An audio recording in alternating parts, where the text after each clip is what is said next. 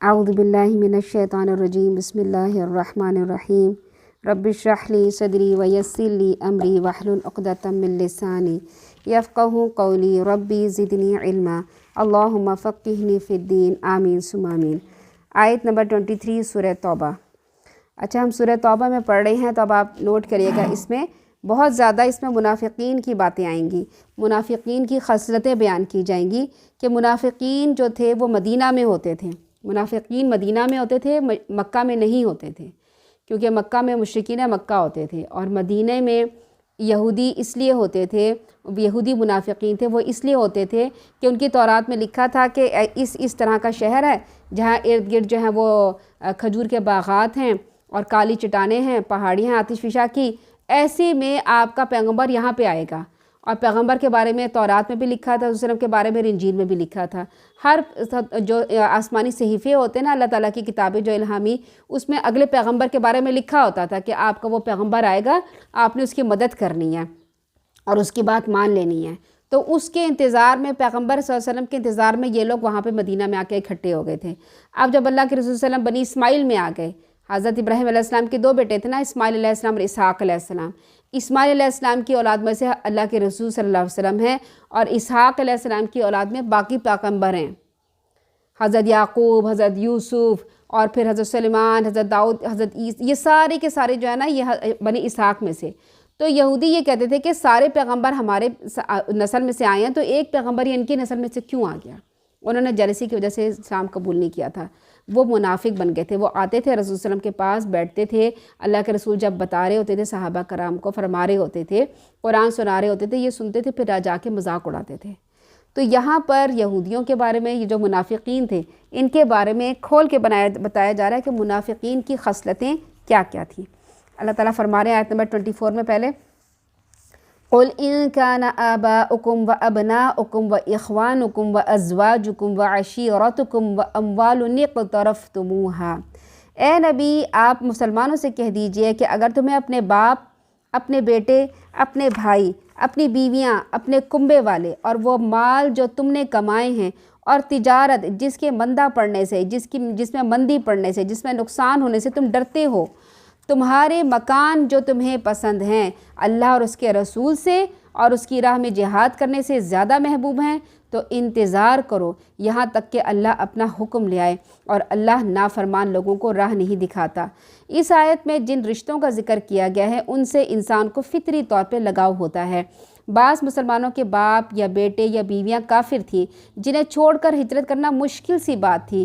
اسی طرح انسان کو اپنے کمائے ہوئے مال و دولت، اپنے کاروبار اور جائیداد سے بھی بہت محبت ہوتی ہے، کیونکہ یہ چیزیں اس کے گاڑے خون پسینے کی کمائی کے نتیجے میں حاصل ہوتی ہیں۔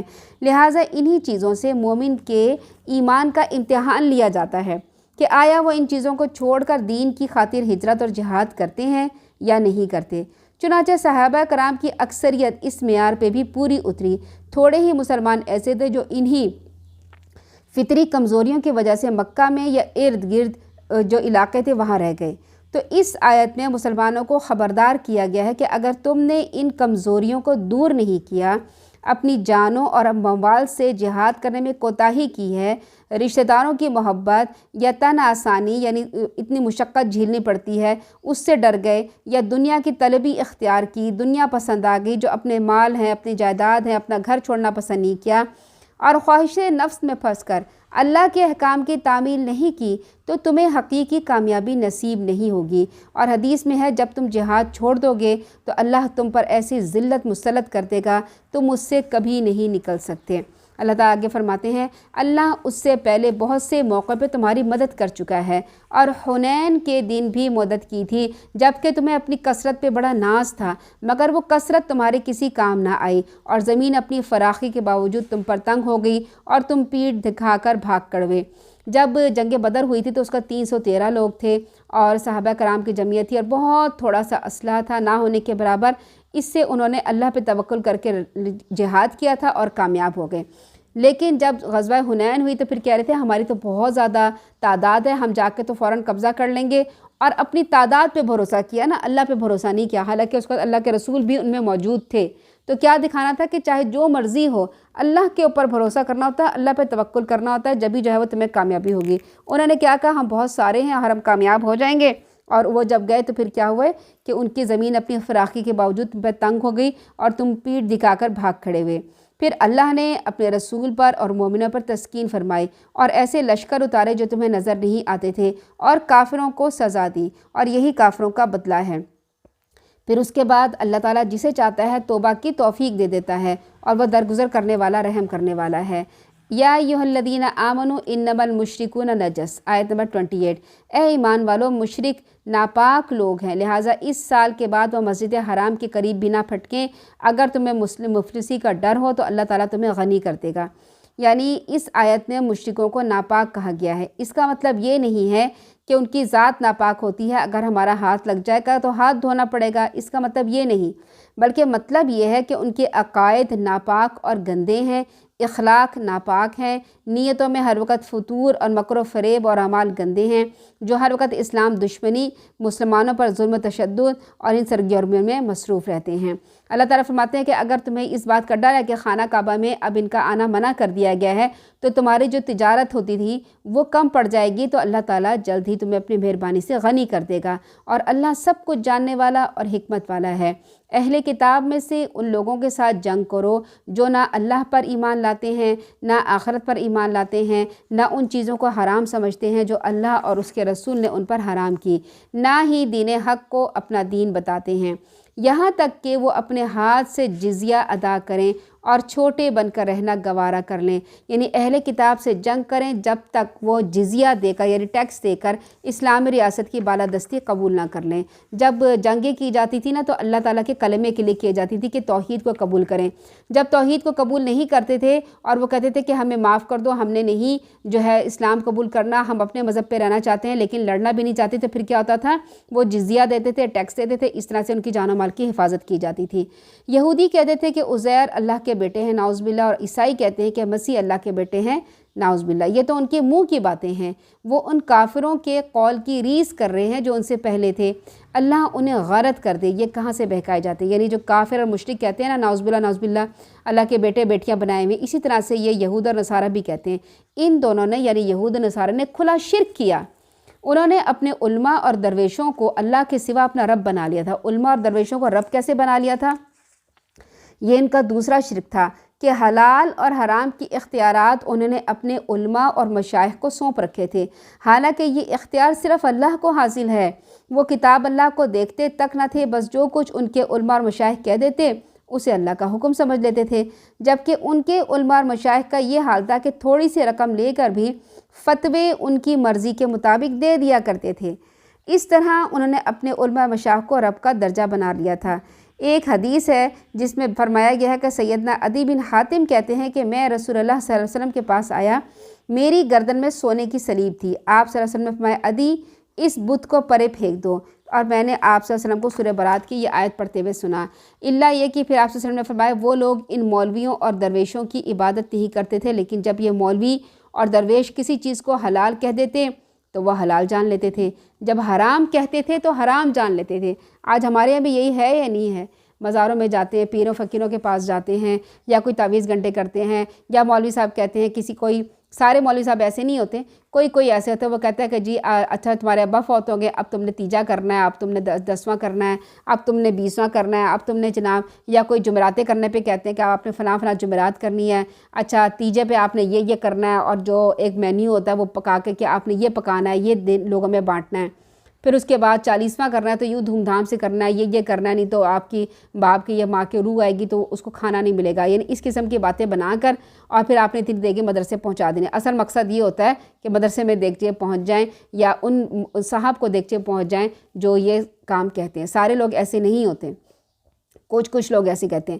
تو اب کیا ہے، انہوں نے تو یہ بیان کر دیا نا کہ یہ دین کا ایک طریقہ ہے، اور جو لوگ اس کے اوپر عمل کریں گے انہوں نے اپنے ان مولوی صاحب کو یا ان کو بہتر سمجھا جنہوں نے یہ بتایا کہ بھئی یہ کام کیے جاتے ہیں ہمارے مذہب میں، تو کیا کیا، انہوں نے جھوٹ بولا۔ تو اللہ تعالیٰ فرما رہے ہیں کہ جو لوگ اپنے علماء اور درویشوں کا جو انہوں نے حلال و حرام بنایا ہے اس پر عمل کریں، تو اس کا مطلب یہ ہے کہ انہوں نے اپنے علماء اور درویشوں کو اپنا رب بنا لیا ہے۔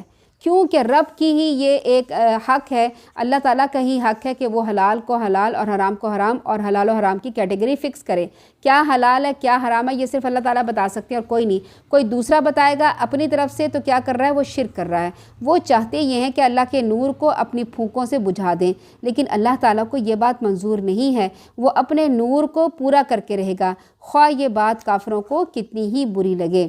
اللہ کے نور سے مراد یہ کتاب ہے، یہ ہدایت ہے، سنت ہے، جس کی اور سنت کی روشنی ہے۔ جس طرح سورج کی روشنی کو پھونکوں سے بجھایا نہیں جا سکتا، اس طرح سے اللہ اور اس کے رسول کی سنت کو پھونکوں سے نہیں بجھایا جا سکتا تھا۔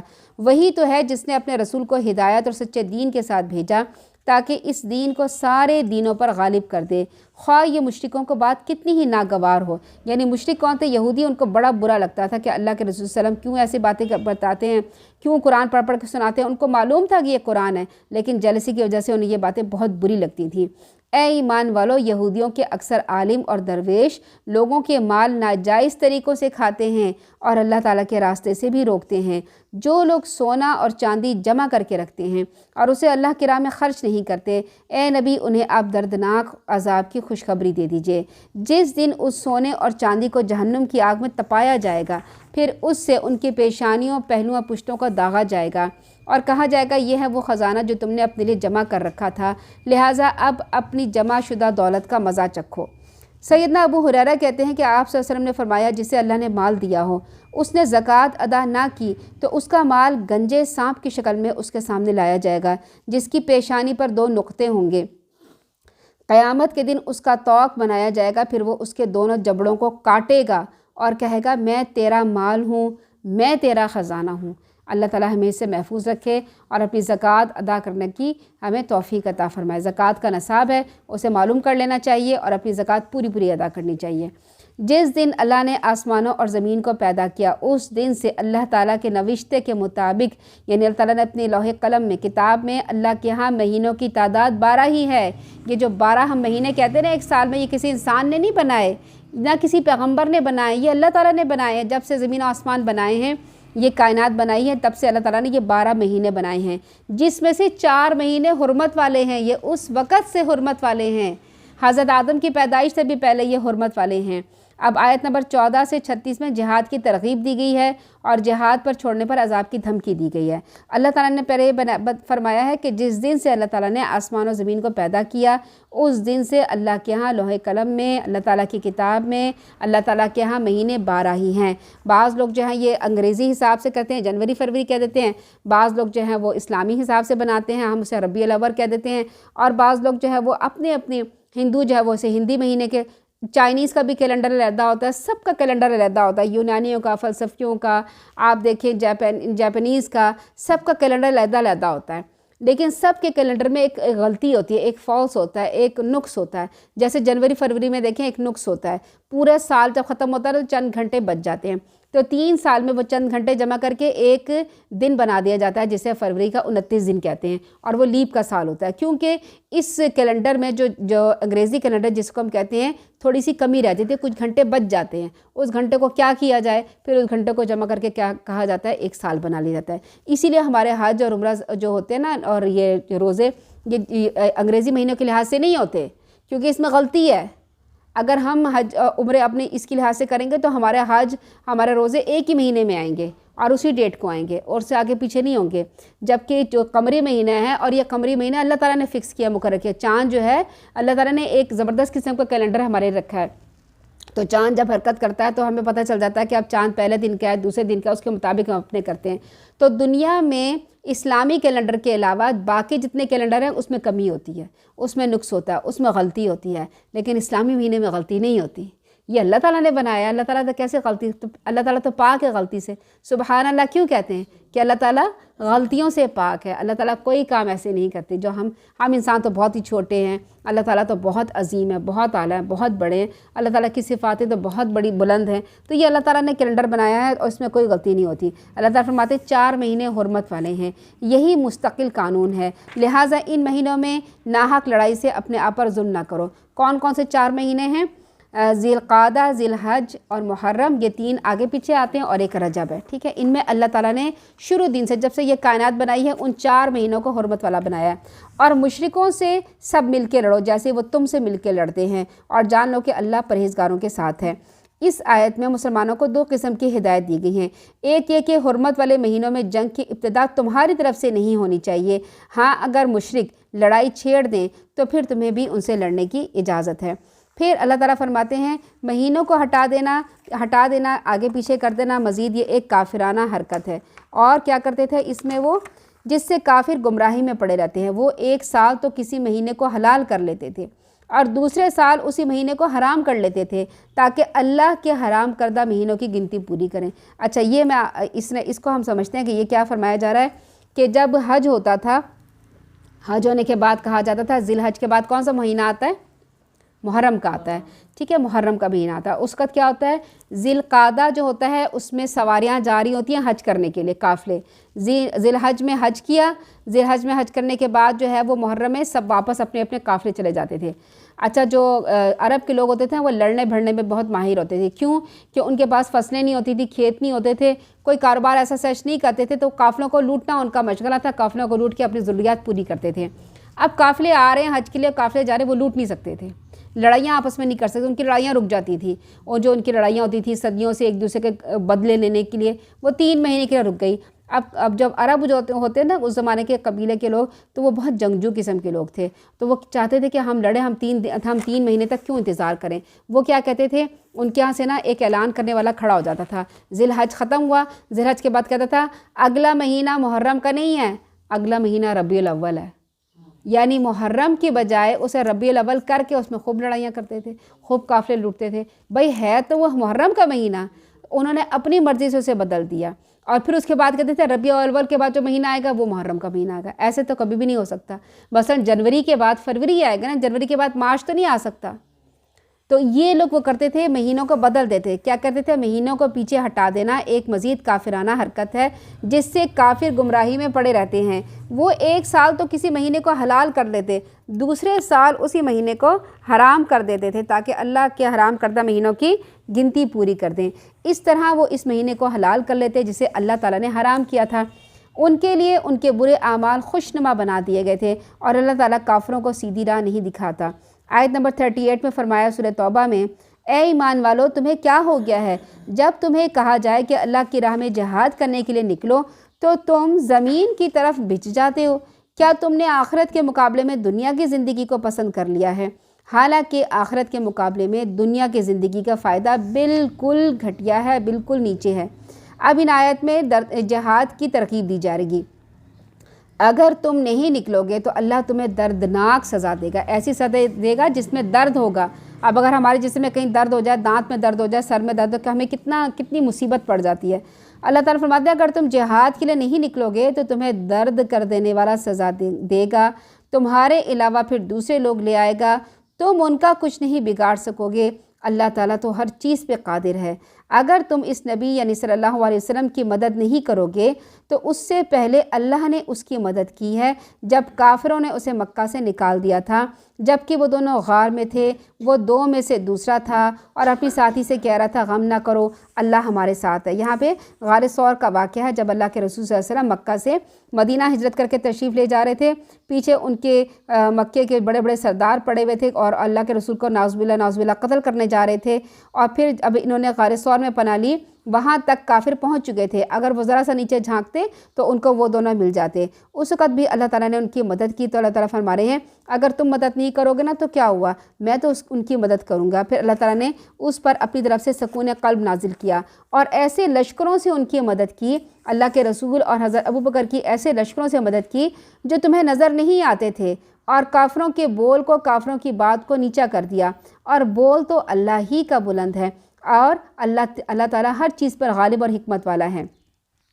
ہلکے بھی نکلو، بوجھل بھی نکلو، اور اپنے اموال اور اپنے مال اور اپنے جانوں سے اللہ کی راہ میں جہاد بھی کرو، یہی بات تمہارے حق میں بہتر ہے۔ یعنی حکم دیا جا رہا ہے کہ ہر حالت میں جہاد کے لیے نکلو۔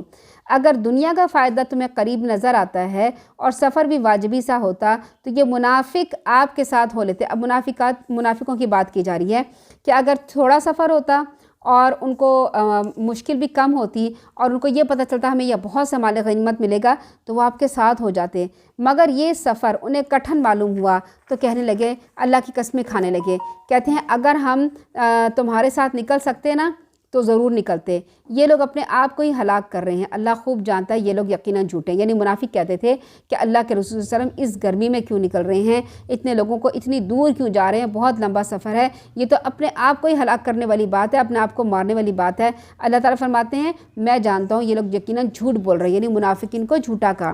پھر اب ہم آگے دیکھتے ہیں کہ منافقین کی کیا کیا خصلتیں یہاں پہ اللہ تعالیٰ نے کھولی ہیں۔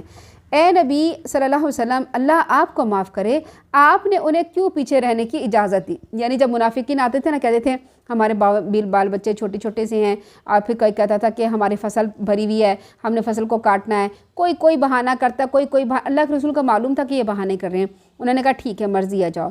تو اللہ تعالیٰ فرما رہے ہیں اے نبی آپ کو اللہ معاف کرے، میں آپ کو معاف کر دوں گا، لیکن آپ نے ان کو پیچھے رہنے کی اجازت کیوں دی؟ تاکہ آپ پہ یہ پتہ چل جاتا کہ ان میں سے سچے کون ہیں اور جھوٹے کون ہیں۔ جو لوگ اللہ پر اور آخرت کے دن پر یقین رکھتے ہیں وہ آپ سے ایسی چھٹیاں نہیں مانگتے کہ انہیں ان کے مال اور ان کے جانوں سے جہاد کرنے سے معاف رکھا جائے۔ اللہ تعالیٰ پرہیزگاروں کو، نیکوکاروں کو خوب جانتا ہے۔ آپ سے رخصت صرف وہی لوگ مانگتے ہیں، آپ سے چھٹی صرف وہی لوگ مانگتے ہیں جو اللہ پر اور آخرت پر ایمان نہیں رکھتے اور ان کے دل شک میں پڑے ہوئے ہیں، وہ اپنے شک میں ہی ہیں۔ اگر ان کا نکلنے کا ارادہ ہوتا تو وہ اس کے لیے کچھ تیاری بھی کرتے، لیکن اللہ کو ان کی روانگی پسند ہی نہ تھی۔ یعنی اگر انہوں نے جہاد کی تیاری مکمل طور پر کر لی ہوتی، پھر کوئی ایسا حادثہ پیش آتا جس کی وجہ سے وہ جہاد پہ جانے سے معذور ہو جاتے تو اس صورت میں ان کی سچائی پر اعتماد کیا جا سکتا تھا، لیکن جس صورت میں انہیں کوئی ایسی فکر ہی نہیں تھی، ان کا سار و دار مدار صرف ہیل و بہانوں پر تھا، اس صورت میں انہیں سچا کیسے جانا جا سکتا تھا؟ پھر یہی کہا گیا جس سے اسلامی فوج کو ان کو فائدے کے بجائے نقصان کا خطرہ ہو تو کہا گیا کہ ٹھیک ہے تم بیٹھ رہو، اپنے گھر میں ہی بیٹھ رہو۔ اگر وہ نکلتے بھی تو تمہارے اندر خرابی کا ہی اضافہ کرتے اور تمہارے درمیان فتنہ ہی پیدا کرتے اور اس کے لیے بھاگ دوڑ کرتے۔ پھر تم میں بھی کچھ ایسے لوگ ہیں جو ان کی باتیں دھیان سے سنتے ہیں اور اللہ ایسے ظالموں کو خوب جانتا ہے۔ پھر آگے اللہ تعالیٰ فرماتے ہیں آیت نمبر 48 میں، یہ لوگ اس سے بھی پہلے بہانے بنا چکے ہیں اور آپ کے کاموں کو دھرم بھرم کر چکے ہیں تاکہ یہاں تک کہ اللہ کا سچا وعدہ آ گیا اور اللہ کا حکم غالب ہو گیا، جبکہ یہ ناک بھون چڑھا رہے تھے، یعنی بہانے بنا رہے تھے اور باتیں بنا رہے تھے۔ ان میں سے کوئی ایسا بھی تھا جو کہتا تھا مجھے رخصت دے دیجئے اور فتنے میں نہ ڈالیے۔ فتنے میں ڈالیے کیا کہتے تھے؟ یہاں پر ایک وہ منافق تھا، جد بن قیس کا ذکر ہے، وہ کہتا تھا کہ رومی کافروں سے جہاد کے لیے چلنے لگے تو کہنے لگا اگرچہ میری کئی بیویاں ہیں لیکن میں ایک حسن پرست آدمی ہوں اور روم کی عورتیں بہت خوبصورت ہوتی ہیں، میں ڈرتا ہوں کہ کسی فتنے میں نہ پڑ جاؤں، میری اس عادت کو میری قوم جانتی ہے، لہٰذا مجھے اپنے ساتھ لے جانے سے معاف فرمائیے۔ اللہ تعالیٰ نے اس کا جواب دے دیا کہ یہ بدبخت تو پہلے ہی فتنے میں پڑ چکا ہے، اور جب لوگ جہاد کی تیاری کر رہی تھی اس نے جہاد کی تیاری بھی نہیں کی تھی۔ سن رکھو فتنے میں تو یہ لوگ پڑے ہوئے ہیں اور جہنم ایسے کافروں کو گھیرے ہوئے ہے، اگر آپ کو کوئی بھلائی ملتی ہے تو انہیں بری لگتی ہے۔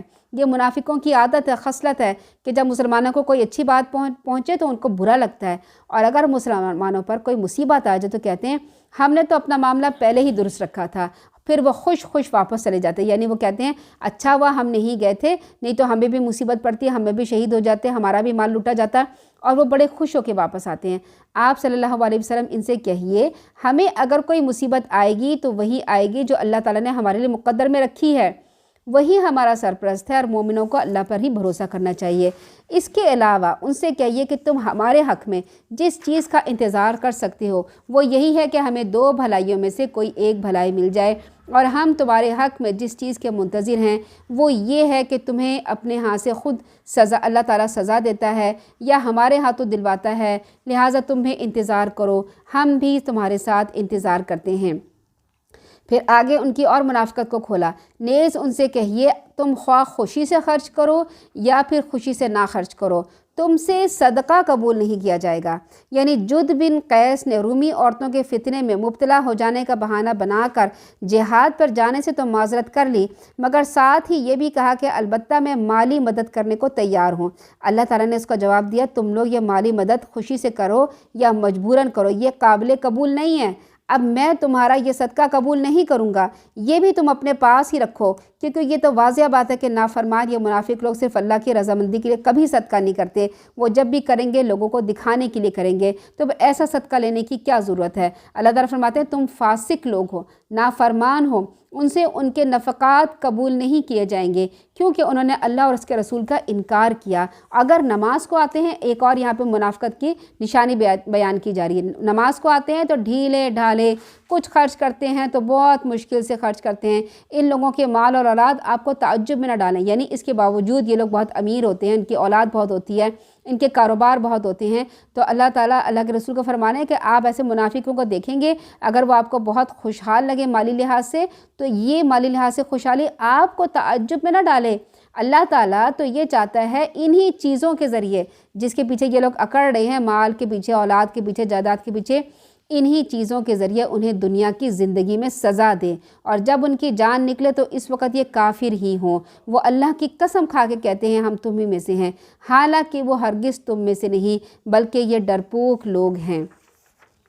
آگے اللہ تعالیٰ فرماتے ہیں اگر یہ کوئی پناہ کی جگہ یا غار یا سر چھپانے کی جگہ پالیں تو وہ تیزی سے دوڑتے ہوئے وہاں جا چھپیں گے، اور ان میں سے کوئی ایسا ہے جو صدقات کی تقسیم میں آپ صلی اللہ علیہ وسلم پر الزام لگاتا ہے، نعوذ باللہ، اور اگر انہیں کچھ مل جائے تو خوش ہوتے ہیں اور اگر نہ ملے تو فوراً ناراض ہوتے ہیں۔ یہاں پہ منافقوں کے بارے میں ایک اور بات بتائی جا رہی ہے کہ اگر وہ جنگ پہ چلے بھی جاتے ہیں، راستے میں انہیں کوئی جگہ چھپنے کی ملتی ہے، کوئی غار ملتا ہے تو وہاں جا کے چھپ جائیں گے اور وہ آپ کے ساتھ راستے میں غائب ہو جائیں گے۔ کیوں کہ ان کا دل نہیں ہے بالکل لڑائی میں۔ پھر اس کے علاوہ ان کا اتنا زیادہ جرت تھی اور اتنے زیادہ انہوں نے توہین کرتے تھے کہ اللہ کے رسول صلی اللہ علیہ وسلم جب مال غنیمت یا کوئی بھی مال تقسیم کرتے تھے صدقات، تو نعوذ باللہ ان لوگوں نے اللہ کے رسول صلی اللہ علیہ وسلم کے اوپر الزام لگایا کہ آپ جو ہیں تقسیم میں انصاف نہیں کرتے۔ اگر ان کو کچھ زیادہ مل جاتا تھا تو وہ خوش ہو جاتے، اور اگر نہیں ملتا تھا فوراً ناراض ہو جاتے تھے۔ کیا ہی اچھا ہوتا اگر وہ اس پہ راضی ہو جاتے جو اللہ اور اس کے رسول نے انہیں دیا، اور کہتے اللہ کے لیے ہمارے لیے یہی بات کافی ہے، اللہ ہمیں اپنے فضل سے بہت کچھ دے گا اور اس کا رسول بھی، ہم اللہ ہی سے کی طرف رغبت رکھتے ہیں۔ اور صدقات وہ تو دراصل فقیروں، مسکینوں، کارندوں کے لیے ہے جو ان کی وصولی پہ مقرر ہیں۔ نیز تالیف قلب، غلام آزاد کرنے، قرض داروں کے قرض اتارنے، اللہ کی راہ میں مسافروں پر خرچ کرنے کے لیے یہ اللہ تعالیٰ کی طرف سے فریضہ ہے۔ یعنی یہاں پر اللہ تعالیٰ نے ایک ایک کا بتا دیا کس کو زکوٰۃ دینی ہے، کس کو دینی ہے، فقیروں کو، مسکینوں کو، کارندوں کو۔ کارندوں کو کون ہے؟ جو زکوٰۃ اکٹھا کرنے پر گورنمنٹ لگاتی ہے لوگوں کو کہ آپ نے جا کے زکوٰۃ اکٹھی کرنی، ان کی تنخواہیں بھی اس میں سے دی جاتی ہیں۔ پھر تالیف قلب کے لیے ابھی ہم سب سے پہلے مسکین اور ان کا فرق دیکھتے ہیں کہ مسکین اور فقیر کیا ہیں۔ سیدنا ابو ہریرہ کہتے ہیں کہ آپ صلی اللہ علیہ وسلم نے فرمایا مسکین وہ نہیں جو ایک یا دو لقموں کے لیے لوگوں کے پاس چکر لگائے، اسے ایک یا دو کھجوریں دے کر لوٹایا جائے، نہیں، بلکہ مسکین وہ ہے جس کے پاس اتنا مال نہ ہو کہ جو اسے بے نیاز کر دے، نہ اس کا حال کسی کو معلوم ہے کہ اس کو صدقہ دیا جائے، نہ وہ لوگوں سے کھڑا ہو کے سوال کرتا ہے۔ فقیر اور مسکین میں احتیاج کے لحاظ سے یعنی محتاجی کے لحاظ سے تو کوئی فرق نہیں ہوتا۔ اصل فرق یہ ہوتا ہے کہ فقیر وہ ہوتا ہے جو لوگوں سے سوال کرتا ہے، اور مسکین وہ ہوتا ہے جو لوگوں سے سوال نہیں کرتا ہے۔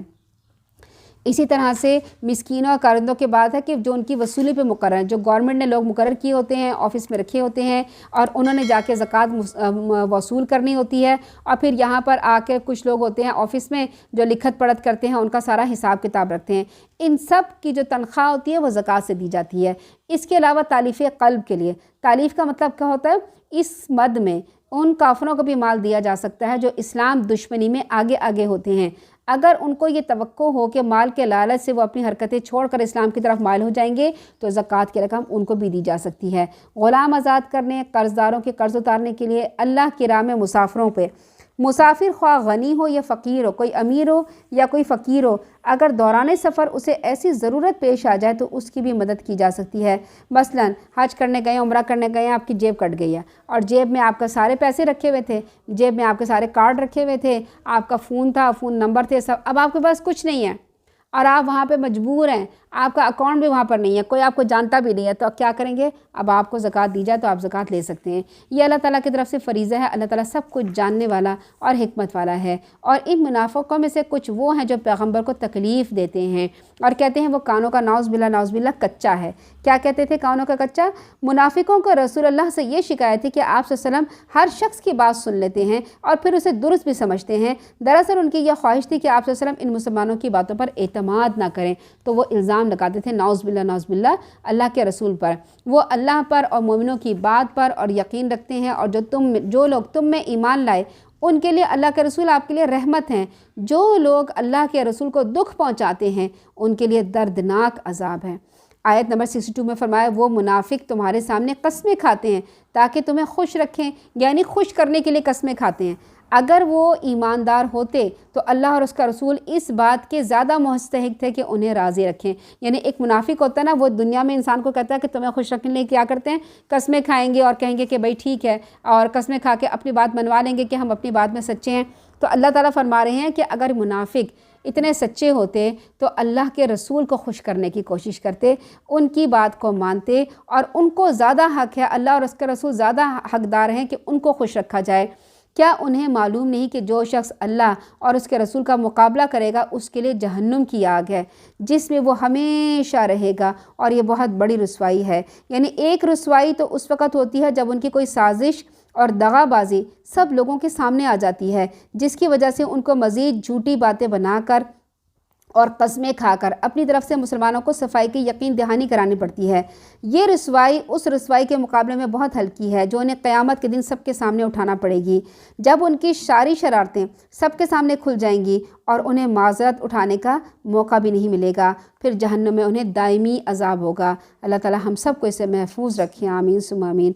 मुनाफिक इस बात से डरते हैं कि मुसलमानों पे कोई सूरत नाजिल ना हो जाए जो उन्हें मुनाफिकों के दिलों का हाल बता दें, क्योंकि उनको पता था कि ये अल्लाह के रसूल हैं, इनके ऊपर वही उतर रही है। वही बैठकर आपस में एक दूसरे को कोहनियाँ मारते थे, एक दूसरे को आंखों में बातें करते थे और गलत बातें करते थे, और डरते भी थे कि कहीं हमारी ये हरकतें जो हैं अल्लाह ताला तो देख रहा है, इसके बारे में कोई सूरत नाजिल ना कर दे। आप सल्लम इनसे कहिए और मजाक उड़ा लो, जिस बात से तुम डरते हो अल्लाह उसे यकीनन ज़ाहिर करेगा।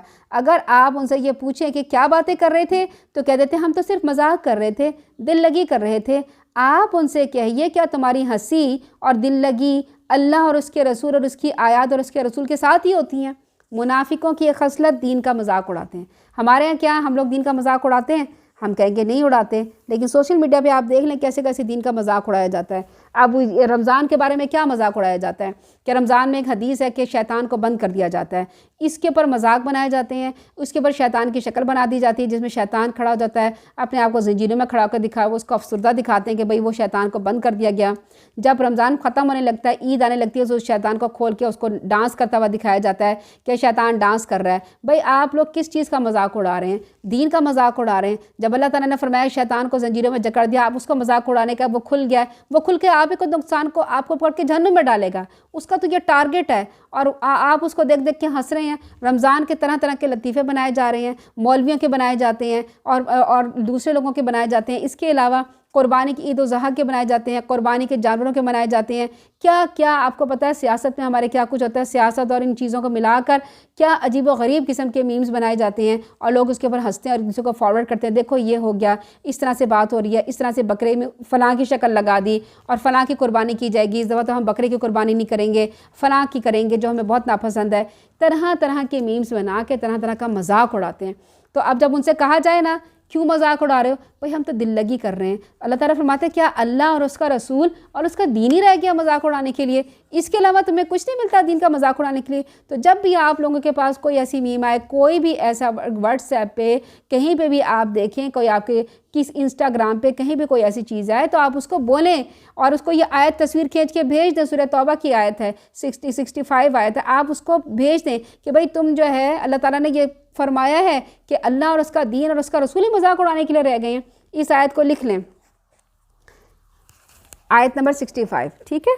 और इस बात को हमेशा, और जो भी आयत उसको ये ना कहें कि हाय हाय अफसोस हो गया, ये इसने बहुत बुरा किया, उसको जवाब दें कि ये तुमने बहुत गलत किया है, अल्लाह और उसके रसूल का पसंद नहीं है।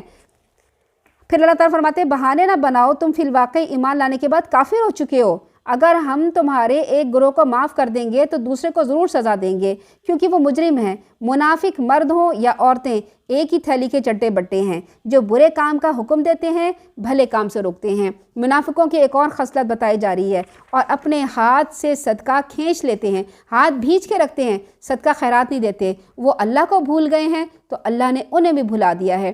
یہ منافق دراصل ہیں ہی نافرمان۔ منافق مردوں، منافق عورتوں اور کافروں سے اللہ تعالیٰ نے دوزخ کی آگ کا وعدہ کیا ہے، جس میں وہ ہمیشہ رہیں گے، اور وہ انہیں کافی ہے۔ ان پر اللہ کی پھٹکار ہے، ان کے لیے دائمی عذاب ہے۔ یہ انہی لوگوں کی طرح ہیں جو ان سے پہلے تھے۔ وہ لوگ تم سے زیادہ طاقتور اور مال اولاد کے لحاظ سے تم سے بڑھ کر تھے۔ انہوں نے اپنے مقدر کے مزے خوب لوٹے، اب تم نے اپنے مقدر کے مزے لوٹ رہے ہو، جس طرح تم سے پہلے لوگوں نے اپنے مقدر کے مزے لوٹے۔ تم بھی انہی باتوں میں پڑ گئے ہو جن میں وہ پڑے تھے۔ اب ہم منافقوں کی بات تو پڑھ رہے ہیں، ہمیں یہ نہیں سوچنا چاہیے کہ یہ مدینہ کے ہی منافق ہیں، ہم تو منافق نہیں ہیں۔ اللہ تعالیٰ ہمیں منافقت سے محفوظ رکھے، لیکن منافقت کا کوئی نہ کوئی درجہ اگر کسی نہ کسی درجے میں انسان میں موجود ہو تو وہ منافقت موجود ہوتی ہے۔ یعنی جھوٹ بولنا منافقت کی نشانی ہے۔ اگر ہم میں سے کوئی جھوٹ بولتا ہے تو ہم میں وہ نشانی موجود ہے، اس نشانی کو دور کرنا چاہیے۔ اگر کوئی مذاق اڑاتا ہے دین کا اور ہم اس پہ ہنستے ہیں، خاموش رہتے ہیں، ہمارے اندر منافقت موجود ہے، اس منافقت کو نکالنا چاہیے۔ لازمی نہیں ہے کہ منافقت کے سارے اصول کسی بندے میں ہوں تو وہ منافق ہوتا ہے، منافقت کے درجات بھی ہوتے ہیں۔ اللہ تعالیٰ ہمیں اس سے محفوظ رکھے، اور ہمارے دن میں، ہماری زندگیوں میں، ہماری اولادوں میں، ہمارے رشتہ داروں میں، ہمارے بہن بھائیوں میں کہیں منافقت ہو تو ہمیں اسے پہچاننے کے اور ہمیں اسے دور کرنے کے اپنے سے توفیق عطا فرمائے۔ آمین ثم آمین۔ اللہ تعالیٰ فرماتا ہے یہ انہی لوگوں کی طرح ہیں جو ان سے پہلے تھے۔ وہ لوگ تو تم سے بہت زیادہ طاقتور تھے، مال میں بھی، اولاد کے لحاظ سے بھی تم سے بہت بڑھ کے تھے۔ انہوں نے اپنے مقدر کے مزے لوٹے، تم نے اپنے مقدر کے مزے لوٹے، جس طرح تم سے پہلے لوگوں نے اپنے مقدر کے مزے لوٹے۔ تم بھی انہیں باتوں میں پڑ گئے ہو جن میں وہ پڑے۔ ایسے لوگ ہیں جن کے اعمال دنیا اور آخرت میں برباد ہو جائیں گے، یہی لوگ خسارہ پانے والے ہیں۔ انہیں ان لوگوں کے حالات نہیں پہنچے جو ان سے پہلے گزر گئے ہیں۔ مثلاً نوح علیہ السلام کی قوم، عاد و سمود کی قوم، ابراہیم علیہ السلام کی قوم، مدین کے باشندے اور وہ بستیاں جنہیں الٹا دیا گیا تھا، ان کے پاس ان کے رسول واضح دلائل لے کے آئے تھے۔ اب دیکھیں بستیاں کی بستیاں الٹا دیے گئے، کیا ان میں عورتیں نہیں ہوں گی؟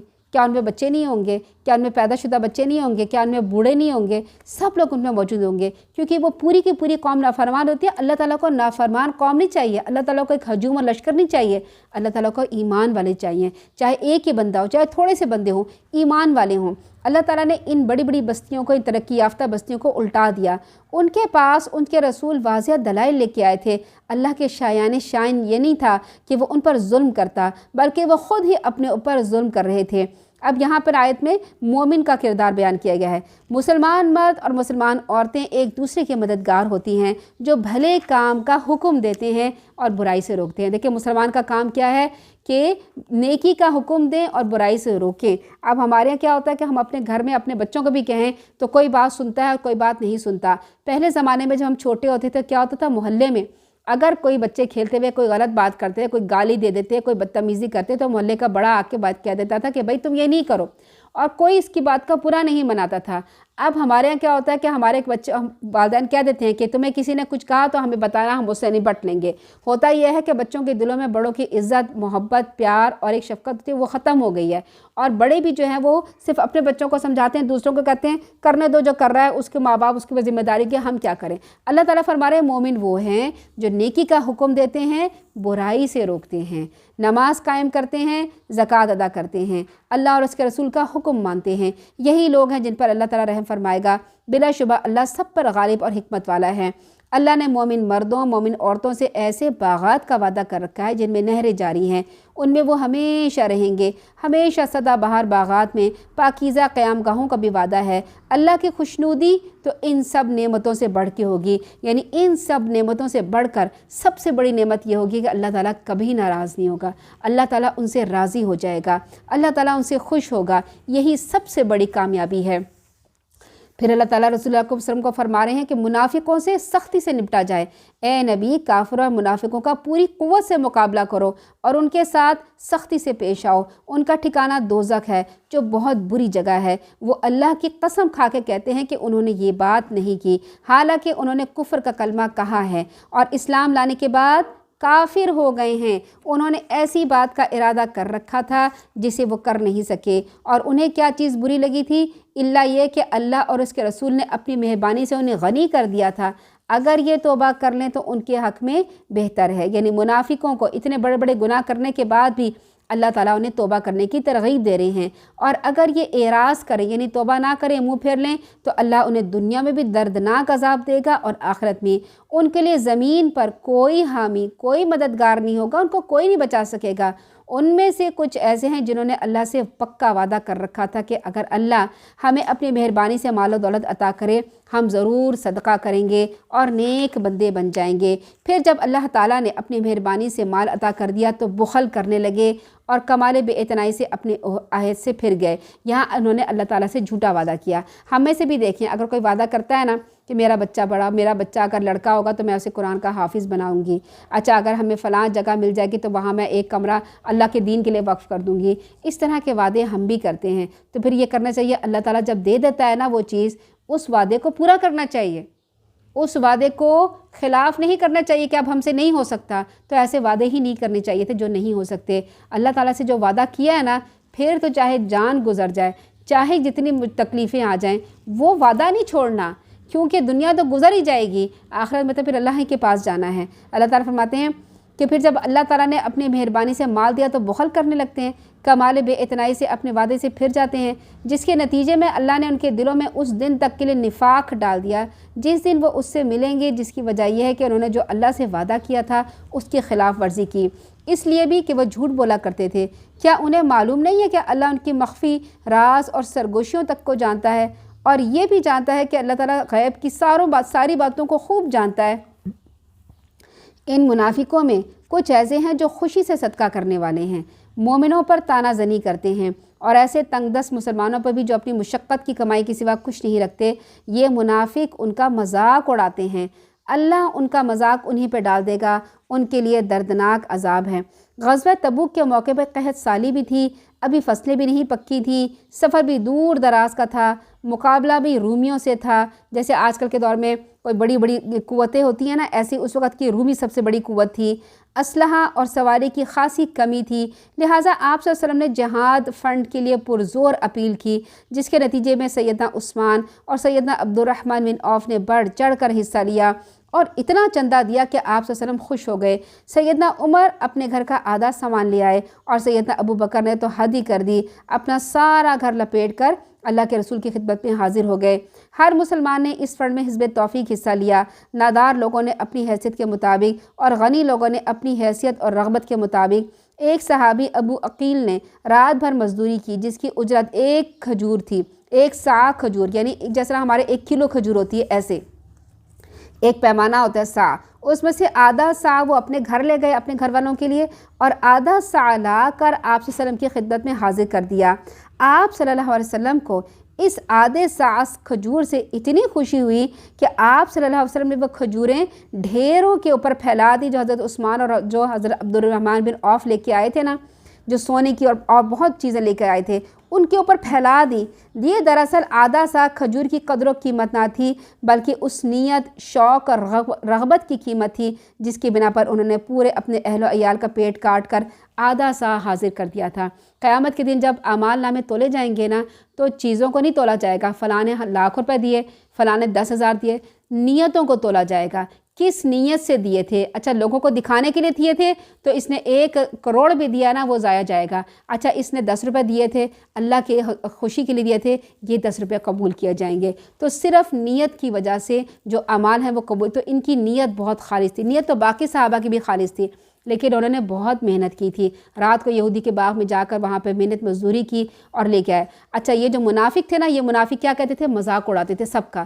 جو لوگ تو بہت زیادہ لا کے مال دیتے تھے نا، جیسے عثمان، حضرت عبد الرحمن بن عوف، جو بہت یہ امیر کبیر صحابہ تھے، تو ان کو کہتے تھے ان کو کیا ہو گیا ہے، اپنا مال ان کے پر لٹا رہے ہیں، یہ تو غریب ہو جائیں گے، یہ تو لٹا کے، انہوں نے تو کچھ بھی نہیں ہونا، یہ تو وہاں جائیں گے تو رومی ان کا تو ایسی تیسی کر دیں گے، یہ ہار کے آئیں گے نعوذ باللہ، انہوں نے تو بچ کے آنا نہیں ہے، یہ کیوں اپنا مال خرچ کر رہے ہیں۔ اور جو غریب صحابی نے جو تھوڑے سے کھجور لے کر آئے تھے، ان کا مذاق ہو رہا ہے، دیکھو ذرا ان کی کھجوروں سے روم فتح ہوگا، इस तरह की टॉन्टिंग की जाती थी, तंज किया जाता था। आज के दौर में भी तंज किया जाता है ना, उस वक्त भी तंज किया जाता था और टॉन्टिंग की जाती थी। अल्लाह के रसूल सल्लल्लाहु अलैहि वसल्लम को देखिए, उनके पूछने का भी अंदाज़ कितना हिकमत भरा था। जब हज़रत अबू बकर सिद्दीक़ रज़ियल्लाहु अन्हु पूरे घर का सामान ले आए ना, उनसे ये नहीं पूछा कि तुमने जो है ना कितना लेकर आए हो, क्या क्या लेकर आए हो, क्या क्या चीज़ें हैं, ये नहीं पूछा।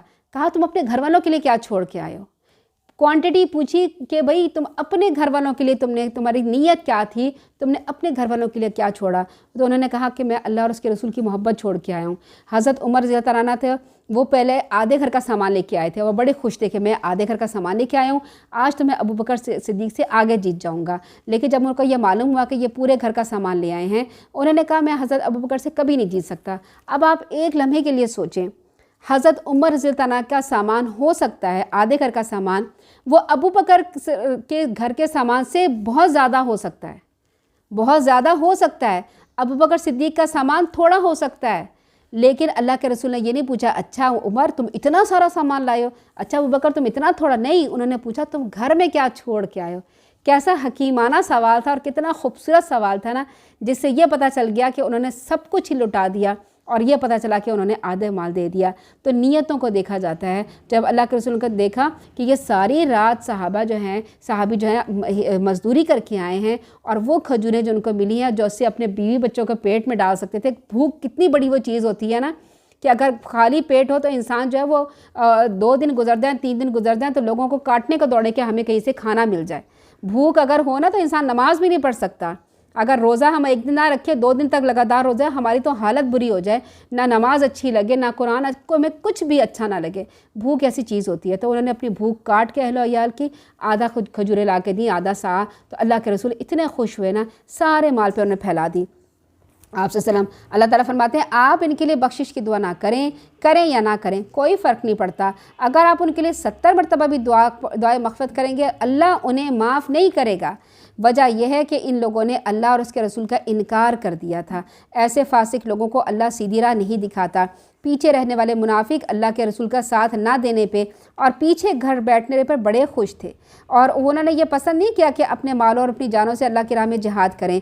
दूसरों से कहने लगे ऐसी गर्मी में जिहाद में ना निकलो। आप उनसे कहिए दोज़ख की आग उससे बहुत ज़्यादा गर्म है। काश के ये लोग समझते। आज देखिए हम लोग इन तमाम बातों का, मुनाफ़िक़त की तमाम बातों को, अब हम जिहाद तो नहीं कर सकते, अब हम जिहाद करेंगे भी तो पैदल ऐसे नहीं जा सकते लोग। तो इन बातों को हम कहाँ अपनी ज़िंदगी में देखें, इन्हें हमें अपनी ज़िंदगी में देखना चाहिए। यानी हम दीन का काम करने के लिए निकलते हैं ना, वो जिहाद है। अगर हम कहीं पढ़ने जा रहे हैं तो हम सोचें बड़ी गर्मी है, आज तो बहुत सख्त गर्मी है, अब धूप जलेगी, हम नहीं जाते।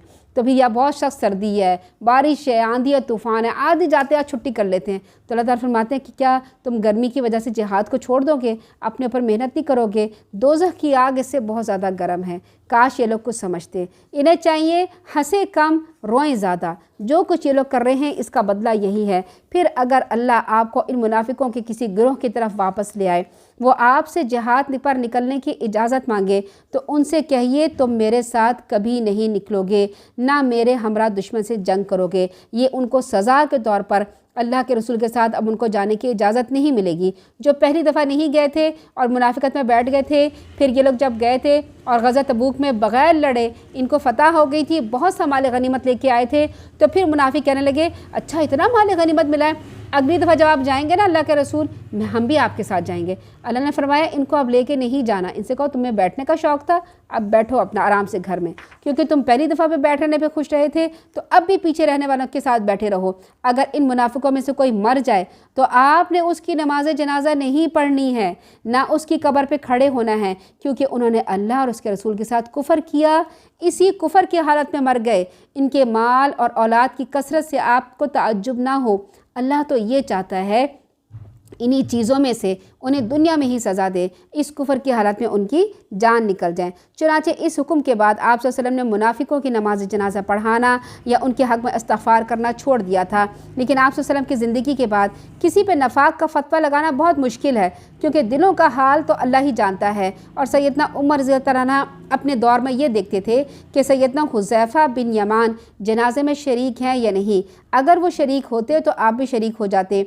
اس کا مطلب یہ ہوتا تھا کہ وہ صاحب جنازہ مومن آدمی ہیں، منافق نہیں، کیونکہ سیدنا حذیفہ رضی اللہ تعالیٰ عنہ کو رسول اللہ صلی اللہ علیہ وسلم نے منافقوں کی پہچان کرا دی تھی۔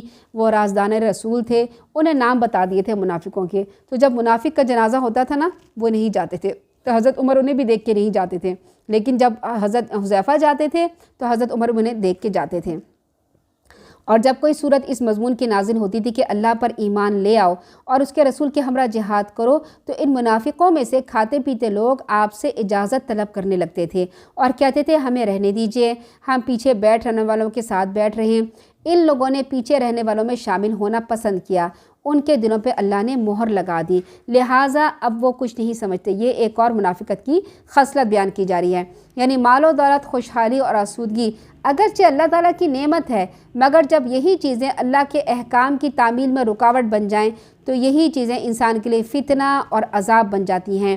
ایک تو ان میں نفاق کا مرض پہلے ہی موجود تھا، دوسرے عیش و آرام کی زندگی میں میسر ہو تو منافقوں کو جہاد میں مال و دولت کا خرچ کرنا اور سفر کی مشکلات کو گزارنا کیسے گوارا ہو سکتی تھی۔ چنانچہ ایسے موقع پر انہوں نے بہانے بازیاں کی، معذرتیں کی، ایک ان کی یہ عادت بن چکی تھی۔ ان کی اسی عادت کو اللہ تعالیٰ نے مہر لگانے سے تعبیر کیا کہ اگر انہیں جہاد کی ترغیب دی بھی جائے تو اب ان کے دلوں پر رتی برابر اثر نہیں ہوتا تھا۔ اس کے علاوہ اپنے اس بزدلی اور بے غیرتی پر شرمانے کے بجائے پیچھے رہنے پر خوش ہوتے تھے کہ اچھا ہے ہم نہیں گئے، ہمیں گرمی برداشت نہیں کرنی پڑی، یہی لوگ جائیں۔ تو اللہ تعالیٰ فرما رہے ہیں لیکن رسول نے ان لوگوں نے جو ان کے ساتھ ایمان لائے تھے، جنہوں نے اپنے مال سے، اپنی جانوں سے جہاد کیا، ساری بھلائیاں انہی لوگوں کے لیے تھیں، یہی لوگ فلاح پانے والے ہیں۔ اللہ نے ان کے لیے ایسے باغ تیار کر رکھے جن میں نہریں بہری ہیں، وہ ان میں ہمیشہ رہیں گے، یہی بہت بڑی کامیابی ہے۔ دیکھیں اس زمانے میں جب اللہ کے رسول صلی اللہ علیہ وسلم جب جنگ کرتے تھے نا، پہلے بھی تذکرہ ان کے پاس آرمی نہیں تھی۔ اب مسلمان اسٹیٹ تو اسی وقت بنی تھی نا جب مدینہ میں گئے تھے، اور مدینہ میں گئے تھے تو اللہ کے رسول کے پاس آرمی کہاں تھی؟ ابھی تو وہ لوگوں کو مسلمان کر رہے تھے، لوگ مسلمان ہو رہے تھے۔ اب یہ یہاں سے مہاجر ہو کے آئے تھے اور ان کے پاس کچھ بھی نہیں تھا، نہ گھر بار تھا، نہ کاروبار تھا۔ انصاروں نے ان کے بھائی بنایا اور ان کی ہیلپ کی تھی۔ لیکن جب کہیں پر جنگ کرنی پڑتی تھی، کسی غزوے میں جاتے تھے تو ان کو آرمی کی ضرورت پڑتی تھی۔ اب آرمی تو تھی نہیں، یہی جانثار صحابہ کرام ذلتنا تھے، یہی صحابہ کرام اور پورے مدینہ میں اعلان کیا جاتا تھا کہ بھائی جو صدقہ خیرات جو بھی کر سکتا ہے لے آئے، ہمیں جنگ کی ضرورت ہے، ہم نے اس سے اپنا اسلحہ خریدنا ہے۔ تو ہر صحابی اپنے گھر سے بھی لے کر آتے تھے سامان دوسروں کے لیے، اور دوسرے لوگ بھی لا کے سامان دیتے تھے کہ یہ جو ہماری فوج بن رہی ہے نا، اس کو اسلحے کی اور اس کی دوسری چیزوں کی ضرورت ہوگی، گھوڑوں کی ضرورت ہوگی، تلواروں کی ضرورت ہوگی، تو پیسے اور مال لا کے دیتے تھے کہ یہ جنگ میں فوجیوں کو ان چیزوں کی ضرورت پڑے گی۔ تو آپ سمجھے کہ ہر فوجی اپنے اپنے گھر سے سامان لے کے نکلتا تھا، اور ہر فوجی جیسے حضرت عثمان غنی رضی اللہ عنہ بہت سے لوگوں کا سامان لے کے نکلتے تھے۔ مثال کے طور پر اگر ہمارے ملک میں خدا نہ خواستہ کوئی حملہ ہو جائے تو ہم تو اپنے گھر میں آرام سے بیٹھے ہیں، لڑنا کس کو پڑے گا؟ فوجیوں کو لڑنا پڑے گا۔ ہمیں نہ انہیں پیسے دینے کی ضرورت ہے، نہ چندہ دینے کی ضرورت ہے، کیونکہ اس کا ایک طریقہ کار ہوتا ہے جو گورنمنٹ میں موجود ہوتا ہے۔ ایک آرمی ہے اور ایک حفاظت کرنے والی لوگ موجود ہیں، ایک ادارہ موجود ہے۔ لیکن اس وقت کوئی ادارہ نہیں تھا، نہ زکوٰۃ کا ادارہ تھا کہ بیت المال کا ادارہ ہو، نہ کوئی یتیموں کا ادارہ تھا، نہ کوئی بیواؤں کا ادارہ تھا، نہ کوئی فوج کا ادارہ تھا، کچھ بھی نہیں تھا۔ اللہ کے رسول صلی اللہ علیہ وسلم ہی آرمی چیف تھے، کمانڈر ان چیف اللہ کے رسول تھے۔ اس مدینہ اسٹیٹ کے بادشاہ جو تھے وہ اللہ کے رسول صلی اللہ علیہ وسلم تھے، وہاں کے قاضی اللہ کے رسول صلی اللہ علیہ وسلم تھے، تمام کے تمام باتیں اللہ کے رسول صلی اللہ علیہ وسلم تھے، اور اللہ کے رسول صلی اللہ علیہ وسلم فیصلہ کرتے تھے، وہی فوجوں کو بھیجتے تھے، وہی اپنے لوگوں کو منظم کرتے تھے، وہی صدقہ خیرات زکوٰۃ کے بارے میں، اور وہی ان کے اوپر ہی قرآن اتر رہا تھا، وہ لوگوں کو بتا رہے تھے، اور وہی سب سے بڑے مبلغ تھے۔ تو اللہ کے رسول صلی اللہ علیہ وسلم کے اوپر بہت بڑی ذمہ داریاں تھیں، اور اتنی ذمہ داریاں ہونے کے باوجود سارے کام وہ کتنے احسن طریقے سے کرتے تھے۔ ازواج مطہرات ہوں یا اولاد ہوں یا رات کو اٹھ کے تہجد کی نماز ہو، وہ تہجد کی نماز کبھی بھی نہیں چھوڑتے تھے۔ اب ہمارے جو بڑے بڑے لوگ ہوتے ہیں وہ کہتے ہیں ہمارے پاس بہت کام ہے جی، ہم نے ملک کو سنبھالنا ہے، ہمارے پاس نماز پڑھنے کا ٹائم نہیں، ہم تہجد کہاں پڑھیں؟ تو اللہ کے رسول صلی اللہ علیہ وسلم کو دیکھیں، ان کے پاس کتنی بڑی ذمہ داریاں تھیں۔ سب سے بڑی ذمہ داری قرآن کی ذمہ داری تھی، اس کے باوجود وہ آدھی رات کھڑے ہو کر اللہ کے حضور اٹھ کے وہ کھڑے ہو کے نوافل پڑھتے تھے، تہجد پڑھتے تھے۔ کسی نے ان سے کہا کہ اے اللہ کے رسول آپ تو بخشے ہوئے ہیں، آپ کیوں اتنے محنت کرتے ہیں؟ اور آپ کی پنڈلیاں بھی سوج جاتی تھی۔ فرمانے لگے کیا میں اللہ کا شکر گزار بندہ نہ بنوں؟ मैं शुक्र ना करूं कि उसने मुझे चुना है इस काम के लिए। फिर अल्लाह ताला फरमाते हैं देहातियों में से कुछ तो बहाना साज आते हैं कि उन्हें भी जिहाद से रुखसत दे दी जाए, और वो लोग भी बैठ रहे हैं जिन्होंने अल्लाह उसके रसूल से झूठा अहद किया था। इन देहातियों में से जिन्होंने कुफर का तरीका अख्तियार किया, अन करीब उन्हें दर्दनाक सज़ा मिलेगी। कमज़ोर और मरीज़ और वो लोग जिनके पास शिरकत जिहाद के लिए कुछ खर्च करने को नहीं, अगर ऐसे लोग पीछे रह जाएंगे तो कोई हर्ज नहीं होता, बशर्तिया कि वो अल्लाह और उसके रसूल के खैर ख्वाह हों। ऐसे मोहसिनीन पर कोई इल्ज़ाम नहीं होता, अल्लाह दरगुजर करने वाला और रहम करने वाला है। ना ही उन लोगों पर कुछ इल्ज़ाम है जो आप सल्लल्लाहु अलैहि वसल्लम के पास आए कि आप उन्हें सवारी मुहैया करें, तो आपने कहा कि मेरे पास तुम्हें सवारी देने के लिए कुछ नहीं है, तो वो वापस चले गए और इस गम से उनकी आंखें रो रही थी। उनके पास खर्च कुछने को कुछ नहीं था। इल्ज़ाम तो उन लोगों पे है जो अमीर होने के बावजूद आपसे छुट्टी मांगते थे। उन्होंने पीछे रह जाने वालों को भी साथ होना शामिल करना पसंद कर लिया और अल्लाह ताला ने उनके दिलों पे मोहर लगा दी। लिहाजा अब ये कुछ नहीं जानते। ये किन के बारे में बयान किया जा रहा है? कुछ गाँव के लोग जो थे उनको बद्दू कहा जाता था, उन्होंने भी ऐसे ही किया था। फिर अल्लाह ताला फरमाते हैं जब तुम उनके पास वापस आओगे, यानी जंग करने के बाद वापस आओगे, और जब उन मुनाफिकों से मिलोगे ना, वो तरह तरह की ना माजरतें पेश करेंगे। आप उनसे कह दीजिए बहाने ना बनाओ, हम तुम्हारी बातों पर यकीन करने वाले नहीं हैं। अब उनके साथ नरमी नहीं करनी, क्योंकि अल्लाह ताला ने हमें तुम्हारे हालात बता दिए हैं। आइंदा भी अल्लाह और इसका रसूल तुम्हारे काम देख लेंगे। फिर तुम ऐसी ज़ात की तरफ लौटाए जाओगे जो खुले और छुपे सब हालात को जानता है। वो तुम्हें बता देगा कि तुम क्या कुछ करते रहे। जब तुम उनके पास लौट के आओगे तो वो तुम्हारे सामने अल्लाह की कस्में खाएंगे कि ताकि तुम उनसे एराज़ कर लो, यानी उनको माफ़ कर दो। सो तुम उनसे एराज़ ही करो, क्योंकि वह नापाक हैं, उनका ठिकाना जहन्नुम है। ये उनके कामों का बदला है जो वो करते हैं। सोचे कभी अल्लाह के रसूल का, हम कभी कहते हैं ना हम अल्लाह के रसूल के ज़माने में मौजूद क्यों नहीं थे, हम अगर होते तो ऐसा काम करते, वैसा काम करते, जंगों में जाते। लेकिन आप देखिए वहाँ पे अल्लाह के रसूल के होने के बावजूद मुनाफिक भी थे, कमज़ोर ईमान वाले भी थे। अगर उस वक़्त वो ऐसी बात का इनकार करते ना कि जैसे जंग में नहीं जाने, तो ये कुफ़र के पर लाजिम होता है। अगर हम आज ऐसा काम नहीं करेंगे तो हमारे पर कुफ़र का फतवा नहीं लगेगा, हमसे गुनाह हो जाएगा। लेकिन अगर अल्लाह के रसूल जो हुक्म दें नहीं माना जाता तो वो कुफ़र का फतवा लग जाता है। तो यहाँ पर क्या कहा जा रहा है कि जब वो आपके पास माज़रतें करने आए ना, अब उनकी माज़रत कबूल नहीं करना, अब उनको बता दें अल्लाह ताला ने तुम्हारे हालात खोल खोल के बयान कर दिए हैं। वो तुम्हारे सामने कस्में खाएंगे ताकि तुम उनसे राज़ी हो जाओ। अगर तुम राज़ी हो जाओगे तो भी अल्लाह ऐसे फासिक लोगों को से राज़ी नहीं होगा। देहाती अरब कुफ़र और नफाक में बहुत सख्त हैं। उनमें ये इम्कान ज़्यादा है कि वो दीन की हदूद को ना समझ सकें जो अल्लाह ने अपने रसूल पर नाजिल की है। अल्लाह सब कुछ जानने वाला और हिकमत वाला है। बदवी काफिरों और मुनाफिकों के बारे में क्या खासियतें बताई गई हैं कि जंगलों, सहराओं और देहातों में रहने वाले बद्दुओं की तादाद शहरी आबादी से ज़्यादा थी, यानी शहरी लोगों से ज़्यादा गांव के लोग थे। ये सब ऐसे लोग थे जिनके सामने ज़िंदगी का कोई मकसद नहीं होता सिवाय इसके कि किसी न किसी तरह से पेट भर लिया जाए। उनकी ज़िंदगी हैवानी ज़िंदगी की सतह पर होती थी। उससे ज़्यादा ना उन्हें कभी सोचने की ज़रूरत पेश आती, ना वो सोच सकते थे। वो इस्लाम भी सिर्फ इसलिए लाते थे कि अब इस्लाम लाने में ही उन्हें दुनिया का फ़ायदा पहुंच सकता था। लेकिन जो पाबंदियां इस्लाम में आयद होती थी, मसलन नमाज का एहतमाम करना, ज़कात देना, अल्लाह की राह में जानो माल और जिहाद में पेश आना, इन सब बातों पर ये लोग ज़हनी तौर पर तैयार नहीं होते थे। ऐसे लोगों की तबीयत में सहराई ज़िंदगी की वजह से उजटपन और अक्खड़पन बहुत मौजूद होता था। फिर इल्म और हिकमत की मजलिस से दूर रहने की वजह से इनके अंदर तहजीब कम होती थी, इल्म और इरफान की रोशनी कम होती थी। इसलिए उनका निफाक, उनकी मुनाफिकत शहरियों की निस्बत बहुत ज़्यादा सख्त होती थी। फिर उन्हें ऐसे मौक़े भी कम मिलते थे कि वो इल्म की मजलिसों में आ सकें, इस्लाम के कायदे और कानून मालूम कर सकें जो अल्लाह ताला अपने पैगम्बरों पर नाज़िल फरमाते हैं। क्योंकि दीन का इल्म ही वो चीज़ है जो इंसान के दिल को नरम करता है और उसे मुहज़्ज़िब बनाता है। जो लोग जहालत में इस कदर गर्क हों, उनके दिलों में ना नरमी पैदा हो सकती है, ना वो शरई काम की मसलहतों को समझ सकते हैं। फिर अल्लाह ताला आगे फरमाते हैं, इन देहातियों में कुछ ऐसे भी लोग मौजूद हैं जो अल्लाह की राह में खर्च करें तो उसे तावान समझते हैं और तुम्हारे मामले में गर्दिश ज़माने के मुंतज़िर रहते हैं, हालांकि बुरी गर्दिश उन्हीं पे मुसल्लत है। आज भी हमारे ज़माने में कुछ लोग ऐसे ना कि जो ज़कात देते ही नहीं हैं, और ज़कात देने को कहो तो इतनी बुरे मुंह बना के देते हैं, 10 दफ़ा बातें सुना के देते हैं कि हमें ज़कात देनी पड़ रही है, या अगर किसी को उनके कोई अंडर है और कोई کوئی کسی بیوی کو زکوٰۃ دینی پڑتی ہے اور یا گھر میں کسی کو زکوٰۃ دینی پڑتی ہے تو گھر والوں کی باتیں سننی پڑتی ہیں کہ زکوٰۃ کیوں دے رہے ہو، ہم کہاں سے کماتے یا تم کہاں سے کماتے جو تمہیں زکوٰۃ دینی پڑ رہی ہے۔ تو کیا ہوتا ہے اس وقت بھی لوگ ایسے تھے جو اسے تاوان سمجھتے تھے جو اللہ کی راہ میں خرچ کیا جائے۔ اللہ سب کچھ سننے والا اور جاننے والا ہے۔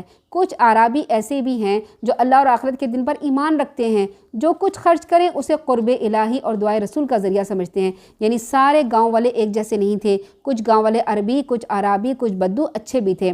سن لو یہ واقعی ان کے لیے قرب الہی کا ذریعہ ہے، جلد ہی اللہ تعالیٰ انہیں اپنی رحمت میں داخل کر دے گا۔ اللہ تعالیٰ تو معاف کرنے والا ہے، رحم کرنے والا ہے۔ وہ مہاجر اور انصار جنہوں نے سب سے پہلے ایمان لانے میں سبقت کی، وہ لوگ جنہوں نے احسن طریقے پر ان کی اتباع کی، اللہ ان سب سے راضی ہوا، وہ اللہ سے راضی ہوئے۔ اللہ نے ان کے لیے باغات تیار کر رکھے جن میں نہریں جاری ہیں، وہ ان میں ہمیشہ رہیں گے، یہی بہت بڑی کامیابی ہے۔ اب یہاں پہ کس کو کہا جا رہا ہے؟ اولون من المہاجرین والانصار۔ مہاجرین اور انصار کون تھے؟ صحابہ کرام رضی اللہ تعالیٰ عنہ تھے۔ اللہ تعالیٰ ان کے بارے میں کیا فرما رہے ہیں؟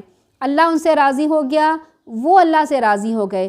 تو ہمیں کوئی حق نہیں پہنچتا کہ ہم صحابہ کرام کے درجے کو گھٹائیں، نعوذ باللہ ان کے خلاف کوئی ایسی بات کریں اور ان کے خلاف کوئی توہین کریں۔ یہ بہت بڑی بری بات ہے اور بہت سخت گناہ کی بات ہے، کیونکہ اللہ تعالیٰ نے صاف فرما دیا میں ان سے راضی ہوں، وہ مجھ سے راضی ہیں اور ان کو جنت کے وعدے دیے گئے ہیں۔ تمہارے ارد گرد بسنے والے یہ دیہاتیوں میں کچھ منافق موجود ہیں، خود مدینہ میں بھی موجود ہیں جو اپنے نفاق پہ اڑے ہوئے ہیں۔ انہیں تم نہیں جانتے، ہم ہی جانتے ہیں، جلد ہی ہم انہیں 2 مرتبہ سزا دیں گے، پھر وہ عذاب کی طرف لوٹائے جائیں گے۔ یعنی مدینہ کے منافق اس قدر چالاک اور ہوشیار ہیں، ان کا نفاق اتنا گہرا اور پراسرار ہے، وہ اپنی منافقت کو ظاہر نہیں ہونے دیتے، تاہم اپنی منافقت پر پوری مضبوطی سے جمے رہتے تھے۔ عام مسلمان انہیں پکے مسلمان سمجھتے تھے، یہاں تک کہ آپ صلی اللہ علیہ وسلم نے اپنی پیغمبرانہ فراست کے باوجود بھی انہیں نہیں پہچان سکتے تھے، یعنی پیغمبر بھی نہیں پہچان سکتے کہ کون منافق ہے کون نہیں، اللہ تعالیٰ وحی کے ذریعے سے بتاتے ہیں۔ تو پھر ان کے نفاق کو تو بس اللہ ہی جانتا ہے جو دلوں کے ارادوں اور رازوں سے بھی واقف ہیں۔ اے نبی صلی اللہ علیہ وسلم، آپ ان کے مالوں میں سے صدقہ وصول کیجئے، ان صدقے کے ذریعے ان کے اموالوں کو پاک کیجئے اور ان کے نفسوں کا تزکیہ کیجئے، یعنی نفس کا تزکیہ کا مطلب ہے مال کی محبت دل سے نکلے گی۔ پھر ان کے لیے دعا بھی کیجئے، بلا شبہ آپ کی دعا ان کے لیے تسکین کا باعث ہے۔ کن کے لیے؟ جو اللہ اس کے رسول سے محبت کرتے ہیں، قرب الہی چاہتے ہیں، اللہ کی راہ میں خوشی سے مال خرچ کرنا چاہتے ہیں، کیونکہ سارے بدو ایک جیسے نہیں تھے، کچھ بدو جو تھے وہ اللہ اور اس کے رسول سے محبت کرتے تھے۔ بلا شبہ آپ کی دعا ان کے لیے تسکین کا باعث ہے۔ اللہ سب کچھ جاننے والا اور دیکھنے والا ہے۔ غزوہ تبوک کے موقع پر آگے اللہ تعالیٰ فرماتے ہیں، کیا انہیں معلوم نہیں کہ اللہ ہی اپنے بندوں کی توبہ قبول کرتا ہے، ان کے صدقے قبول کرتا ہے، اور یہ کہ وہی توبہ قبول کرنے والا، رحم کرنے والا ہے۔ نیز ان سے کہیے کہ عمل کرتے جاؤ، اللہ اس کا رسول اور سب مومن تمہارے طرز عمل کو دیکھ لیں گے۔ ان قریب تم کھلی اور چھپی چیزوں کے جاننے والے کی طرف لوٹائے جاؤ گے تو وہ تمہیں بتا دے گا کہ جو کچھ تم کرتے تھے۔ کچھ مسلمان سستی کی وجہ سے نہیں گئے تھے، ان کا تذکرہ یہاں پہ آیا ہے۔ نیز کچھ لوگ ہیں جن کا معاملہ اللہ کے حکم کے مطابق التوا میں پڑا ہوا ہے، خواہ انہیں سزا دیں یا ان کی توبہ قبول کر لیں، اللہ سب کچھ جاننے والا اور حکمت والا ہے۔ کچھ اور لوگ ہیں جنہوں نے ایک مسجد بنائی اس لیے کہ وہ دعوت حق کو نقصان پہنچائے۔ کون سی مسجد ہے؟ مسجد ضرار، کفر پھیلائیں، مومنوں میں تفرقہ ڈالیں۔ یہ مسجد ایسے لوگوں کو کمین گاہ کا کام دیتی تھی جو اس سے پہلے اللہ اور اس کے رسول سے دشمنی کرتے تھے، اور وہ قسمیں کھاتے تھے کہ ہمارا ارادہ تو بھلائی کی سوا کچھ نہیں۔ اللہ گواہی دیتا ہے کہ یہ جھوٹے لوگ ہیں۔ ہم نے پچھلے باروں میں کیا پڑھا تھا کہ قسم کو اللہ تعالیٰ نے کیوں منع کیا ہے، کہ قسم جو ہے اکثر جھوٹی باتوں پہ قسم کھائی جاتی ہے، تو اللہ تعالیٰ نے قسموں کو منع کر دیا۔ اور یہاں پہ دیکھیں منافق بار بار قسمیں کھاتے ہیں۔ مسجد ضرار منافقین مدینہ نے تعمیر کی تھے۔ اس کی تعمیر میں مرکزی کردار ابو عامر راہب کا تھا۔ یہ شخص انصار کے قبیلہ خزرج سے تعلق رکھتا تھا، عیسائی عالم تھا جس نے درویشی طریقہ اختیار کیا تھا۔ عام لوگوں میں اس کی درویشی کی بڑی اچھی شہرت تھی، خصوصاً خزرج کا قبیلہ اور اس کے زہد اور درویشی کا بہت بڑا معتقد اور بہت تعظیم کیا کرتا تھا۔ جب رسول اللہ صلی اللہ علیہ وسلم مدینہ تشریف لائے تو جس طرح عبداللہ بن ابی منافق نے آپ صلی اللہ علیہ وسلم کو اپنا سیاسی حریف سمجھ کر اسلام دشمنی کی منافقانہ روش اختیار کی۔ کیوں؟ عبداللہ بن ابی منافق جو تھا اللہ کے رسول سے آنے سے پہلے مدینہ کا سردار بننا جا رہا تھا، اس کا تاج بھی تیار ہو چکا تھا، لیکن جب اللہ کے رسول آئے تو سب لوگ اللہ کے رسول کے ساتھ ہو گئے اور اللہ کے رسول صلی اللہ علیہ وسلم کو ہیڈ آف دا اسٹیٹ بنا دیا گیا، تو وہ اس نے کیا کیا، وہ جیلس ہو گیا تھا بہت سخت قسم کا۔ अबू आमिर ने आप सल्लम को अपना रूहानी हरीफ समझकर आप सल्लम से दुश्मनी इख्तियार की, क्योंकि आप सल्लम की आमद के बाद लोगों की तवज्जो अबू आमिर की तरफ से हटकर रसूलुल्लाह सल्लम की तरफ मबजूल हो गई थी। पहले तो ये शख्स इस इंतज़ार में रहा कि कुरैश मक्का ही इस शख्स को और इसके साथियों से निपटने के लिए काफ़ी हैं, मगर जब बदर में कुरैश मक्का को शिकस्त हुई तो इस्लाम और पैगम्बर इस्लाम के ख़िलाफ़ उसकी छुपी हुई दुश्मनी भड़क उठी। फिर उसने अपना असर और रसूख इस्तेमाल करते हुए अरब कबीले में इस्लाम के ख़िलाफ़ तबलीग शुरू कर दी और ग़ज़वा बदर के बाद जितनी भी जंगें हुई, मसलन जंग उहुद, जंग खंदक, जंग हुनैन, इनमें वो ख़ुद भी शरीक रहा और कुफ़ार को जंगों पर उभारने में बड़ा मौसर किरदार अदा करता रहा। इस्लाम के ख़िलाफ़ कोई साजिश होती, कुफ़ार या मुनाफिकीन की तरफ से तैयार होती, उसमें उसका अमल दखल ज़रूर होता था। जब हुनैन में काफ़िरों को शिकस्त हो गई, उसने समझ लिया अब अरब के अंदर कोई ताकत ऐसी नहीं जो इस्लाम और मुसलमानों को कुचल सके। लिहाजा उसने अपने मज़हब के वास्ते से कैसर रूम को मुसलमानों पर चढ़ा लेने का मंसूबा तैयार किया। उसने जाके कैसर रूम को भड़काया। मदीना के मुनाफिकीन ऐसे तमाम कामों में उसके हमराज और मददगार थे। जब वो इस गर्ज के लिए रूम की तरफ रवाना होने लगा तो उसने मुनाफिकों से कहा, फ़ौरन एक मस्जिद तैयार करो जहां हम लोग बैठकर सलाह मशवरे कर सकें और मैं या कोई मेरा कासिद आए तो वहां इत्मीनान से क़याम कर सके। ऐसी नापाक साजिशें चूँकि मजहबी तक़द्दुस के पर्दे में छुप कर की जा सकती थी, लिहाजा ऐसी गर्ज के लिए मस्जिद की तामीर उन्होंने ज़रूरी समझी। फिर वो मस्जिद चनाचे मस्जिद क़बा और मस्जिद नबी के दरमियान क़बा से एक तीसरी मस्जिद तामीर होने लगी और उसकी ज़रूरत ये बतलाई गई कि हम में से बहुत से कमज़ोर और नातवा लोग हैं जो बारिश और सर्दी के मौसम में मस्जिद क़बा तक नहीं पहुँच सकते। नेज़ मस्जिद क़बा में जगह भी बहुत तंग है, लिहाजा नमाजियों की सहूलत के लिए यह मस्जिद यहाँ बनाई जा रही है। लेकिन अल्लाह के रसूल सल्लम को जब बता दिया गया कि यह मस्जिद जो है मुनाफिकों ने जो मुसलमानों की दुश्मनी में बनाई है, तो अल्लाह के रसूल को हुक्म दिया गया कि उस मस्जिद को ढा दिया जाए। ए नबी सल्लल्लाहु अलैहि वसल्लम, आप इस मस्जिद ज़रार में कभी भी नमाज के लिए खड़े ना हों।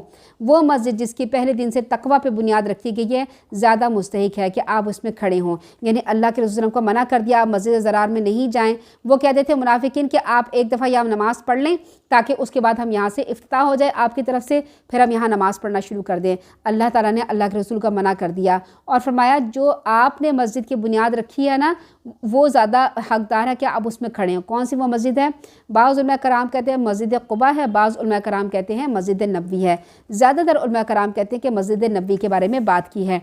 इसमें ऐसे लोग रहते हैं जो पाक रहना पसंद करते हैं। अल्लाह ताला पाक रहने वालों को पसंद करता है। क्या अल्लाह ताला फरमाते हैं कि यहाँ पे लोग पाक रहते हैं और पाक रहने वालों को पसंद करता है। अब जब पाक रहने वालों की बात आई तो फिर लोगों ने पूछा कि यहाँ के लोग कैसे पाकीज़गी इख्तियार करते हैं, तो कहा गया कि ये लोग जब इस्तंजा करते हैं तो मिट्टी के ढेले के बाद पानी भी इस्तेमाल करते हैं। यानी पानी से इस्तेमाल करना, पानी से इस्तंजा करना अल्लाह ताला को बहुत पसंद था। पाकीज़गी अल्लाह ताला को बहुत पसंद है। क्या वो शख्स बेहतर है जिसने अपनी इमारत की बुनियाद अल्लाह के खौफ और उसकी रज़ा पे रखी हो, या वो शख्स बेहतर है जिसने अपनी इमारत की बुनियाद एक खोखले गड्ढे के अंदर रखी हो जो उसको भी लेके जहन्नुम की आग में जा गिरे? ऐसे जालिम लोगों को अल्लाह ताला कभी हिदायत नहीं देता। आप लोगों ने कभी वो खेला होगा जापानीज़ गार्डन में जैसे झूले शूले होते हैं ना, या बचपन भी आपने झूले कभी लिए होंगे कि नीचे या तो पानी है या नीचे बहुत गड्ढा है और आपको हवा में उड़ना पड़ रहा है। जैसे झूले होते हैं गोल गोल राउंड अबाउट होते हैं, तो इसमें इंसान को कितना डर और खौफ लगता है ना कि अगर हम झूले से गिर गए तो हमारा बनेगा क्या। तो वहाँ पर क्या है, जब पुलसरात पे से गुजरेंगे तो पुलसरात के नीचे आग ही आग होगी, पुलसरात के नीचे जहन्नुम होगी। तो अल्लाह ताला फरमा रहे हैं कि ऐसे लोग की बुनियाद ऐसी चीज़ पे रखी गई है कि नीचे गड़ा है और गड़े में जहन्नुम की आग भरी हुई है। यानी जब ये गिरे यहाँ से तो सीधे जहन्नुम में जाके गिरेंगे। अल्लाह ताला हमें इससे महफूज रखे। ये इमारत मस्जिद ज़रार उन लोगों ने बनाई थी जो हमेशा उनके दिलों में खटकती रहेगी, इल्ला ये कि उनके दिल ही पारा पारा हो जाएं। अल्लाह सब कुछ जानने वाला, हिकमत वाला है। अब ये भी बात याद रखें कि किसी को हम मुनाफिक नहीं कह सकते। क्यों? कि मुनाफिक जो है अल्लाह के रसूल नहीं पहचान सके थे मुनाफिक को, अल्लाह ताला ने वही के ज़रिए उनको बताया था। तो किसी में भी मुनाफिकत देखें ना तो ये ना कहें कि ये मुनाफिक शख्स है। ये कह सकते हैं, ये हम सोच सकते हैं कि भाई इसमें मुनाफिकत का थोड़ा बहुत अंसर मौजूद है, लेकिन पूरा मुनाफिक हम नहीं कह सकते। हम किसी के दिल का हाल नहीं जान सकते। ये इमारत जो उन्होंने बनाई थी हमेशा उनके दिल में खटकती रहेगी, इल्ला ये कि उनके दिल ही पारा पारा हो जाएं। अल्लाह सब कुछ जानने वाला, हिकमत वाला है। अल्लाह ताला ने मोमिनों से उनकी जानें, उनकी माल जन्नत के बदले ख़रीद लिए हैं। वो अल्लाह की राह में लड़ते हैं, मारते हैं भी हैं, मरते भी हैं। यानी मोमिनों के बारे में कहा है ना, अगर ہم بھی مومن ہیں نا، تو ہمارے بھی مال اور جان اللہ تعالیٰ نے جنت کے بدلے خریدے ہیں۔ تو کوئی بھی کام ہو دین کے لیے، چاہے جان پہ کتنی مصیبت پڑ رہی ہو، دین کے لیے وہ کام کریں، لازمی کریں، اپنے اوقات کو کٹ کریں اور لازمی وہ دین کا کام کریں۔ اور اگر مال سے خرچ کر سکتے ہیں، کسی اور سے خرچ کر سکتے ہیں تو وہ بھی خرچ کریں۔ کسی کو اپنا وقت دے دینا، کسی کو اپنی صلاحیت میں سے دے دینا، کسی کو اچھی بات سکھا دینا، یہ بھی بہت بڑا جہاد ہے۔ اور وہ اللہ کی راہ میں لڑتے ہیں، مرتے ہیں، مارتے بھی ہیں۔ تورات، انجیل اور قرآن سب کتابوں میں اللہ کے ذمے یہ پکا وعدہ ہے، اور اللہ سے بڑھ کر اپنے وعدے کو وفا کرنے والا کون ہو سکتا ہے؟ لہٰذا اے مسلمانوں، تم نے جو سودا کیا ہے اس پہ خوشیاں مناؤ، یہ بہت بڑی کامیابی ہے۔ یہاں منافقین کے مقابلے میں مومنین کا طرز عمل بتایا جا رہا ہے کہ وہ اپنے مال بھی خرچ کرتے ہیں، جانیں بھی دیتے ہیں، اپنے وقت بھی لگاتے ہیں اور پھر شہید بھی ہو جاتے ہیں۔ اللہ تعالیٰ نے ان کے لیے بہت بڑے درجات بتائے گئے ہیں۔ آگے اللہ تعالیٰ فرماتے ہیں آیت نمبر 112 میں، مومن توبہ کرنے والے، عبادت گزار، حمد کرنے والے، روزہ دار، رکوع کرنے والے، سجدہ کرنے والے، نیک کام کا حکم دینے والے، برے کام سے روکنے والے، اللہ کی حدود کی حفاظت کرنے والے ہوتے ہیں۔ جو اللہ تعالیٰ سے یہ سودا کرتے ہیں، ایسے مومنوں کو آپ خوشخبری دے رہے۔ اب اس آیت کو اپنے اوپر دیکھیں۔ توبہ کرنے والے، ہم توبہ کرتے ہیں اللہ تعالیٰ سے روزانہ، ہم نے کہا تہجد میں ہم روزانہ توبہ کیا کریں گے، اور ایسے توبہ نہیں کہ صرف زبان سے استغفر اللہ یا کوئی دعا پڑھ دی جس کا ہمیں معلوم ہی نہیں ہو مطلب، نہیں، اپنے گناہ کو سوچیں، فلاں کے ساتھ ہم نے ایسے کیا تھا، فلاں کو ہم نے دکھ پہنچایا تھا، تکلیف، یا فلاں کو ہم سے ایسی غلطی ہو گئی، ہماری آنکھوں نے یہ کچھ گند دیکھ لیا، یا ہمارے کانوں نے گانے سن لیے، کچھ کیا، یا ہماری زبان سے کوئی بری بات نکل دی، تو اے اللہ اس گناہ کو معاف کر دے، سچے دل سے توبہ کریں۔ عبادت گزار ہم ہیں یا نہیں؟ اپنے آپ کو دیکھیں۔ حمد کرنے والے، اللہ تعالیٰ کی تعریف کرنے والے، ہر بات میں الحمدللہ، چاہے اچھا ہو یا برا، ہر بات میں تکلیف آئی الحمدللہ، پریشانی آئی الحمدللہ، صرف اچھی بات پہ الحمدللہ نہیں کہا جاتا، ہر بات پہ الحمدللہ کہا جاتا ہے۔ حمد کرنے والے ہیں یا نہیں؟ روزہ دار ہیں یا نہیں؟ رکوع کرنے والے، سجدہ کرنے والے ہم ہیں یا نہیں؟ نیک کام کا ہم حکم دینے والے، برے کام سے روکنے والے ہیں؟ ہمارے اندر ہے اتنی ہمت کہ ہم کسی کو کہہ دیں یہ برا کام نہ کرو؟ اب برا کام تو بہت آسان ہے، سوشل میڈیا پہ ہر چیز بہت واضح ہوتی ہے، کھلی ہوتی ہے۔ ہم کسی کوئی بری کوئی چیز پہنچے، نہیں کہو، یہ ہمارا دوست ہے، یہ ہماری سہیلی ہے، یہ فلاں رشتہ دار ہے، یہ برا مان جائے گا۔ نہیں، برا مانتا ہے مانے۔ آپ اگر مومن ہیں اور اس کیٹیگری میں آنا چاہتے ہیں تو آپ برا کو کہیں یہ بری بات ہے، یہ غلط، ہاں اچھے طریقے سے اس کو سمجھائیں، اس طریقے سے سمجھائیں کہ وہ اس برے کام سے باز آ جائے۔ پھر اللہ کی حدود کی حفاظت کرنے والے ہوتے ہیں، یعنی ایسے کام، ایسے جرم، ایسے گناہ نہ کرے جن سے حدود لازم ہوتی ہے۔ جو اللہ تعالیٰ سے یہ سودا کرتے ہیں، اللہ تعالیٰ نے ان کو مومنوں کی خوشخبری سنا دیتے ہیں۔ نبی اور ایمان والوں کے لیے یہ مناسب نہیں کہ وہ مشرکوں کے لیے بخشش طلب کریں، خواہ وہ ان کے قریبی رشتہ دار ہی کیوں نہ ہوں۔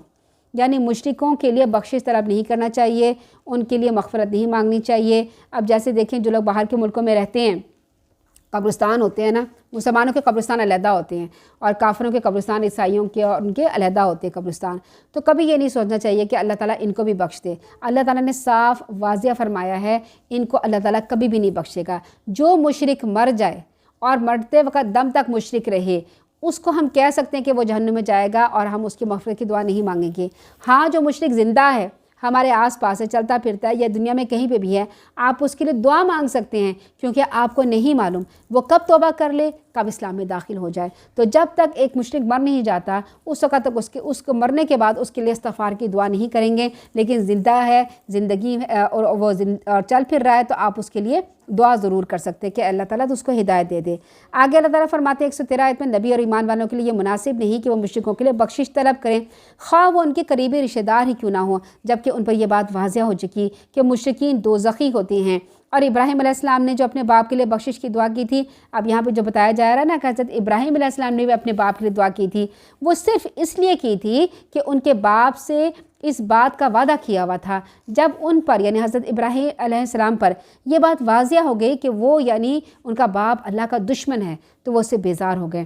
بلا شبہ ابراہیم علیہ السلام بڑے نرم دل اور بردبار تھے، یعنی اپنے نرم دلی کی وجہ سے اپنے باپ کو کہتے تھے کہ اللہ ان کو بخش دے۔ اللہ تعالیٰ کسی قوم کو ہدایت دینے کے بعد گمراہ نہیں کیا کرتا جب تک ان پر واضح نہ کر دے کہ انہیں کن کن باتوں سے بچنا چاہیے۔ یعنی کسی قوم کو جب تک اللہ تعالیٰ کوئی پیغمبر، کوئی نبی، کوئی ایسا بندہ نہیں بھیج دیتے جو انہیں دین کی بات بتائے اور پھر وہ انکار کریں تو پھر ان کو سزا دیتا ہے، اس سے پہلے نہیں دیتا۔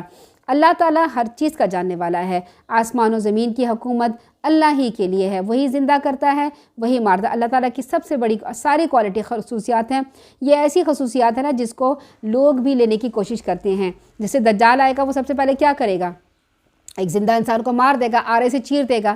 آرے سے چیرنے کے بعد کیا ہوگا؟ وہ کہے گا دیکھو میں اس کو زندہ کر کے دکھاتا ہوں۔ وہ آرے سے چیرنے کے بعد اس کے 2 ٹکڑے ہو جائیں گے، 2 ٹکڑوں کو جوڑے گا، کچھ بولے گا، منتر جنتر پڑے گا، وہ پھر جوڑ کے کھڑا ہو جائے گا، کہے گا دیکھا میں نے زندہ نہیں کر دیا۔ لوگ کہیں گے واقعی سے تو بڑا زبردست جادو کر دیا۔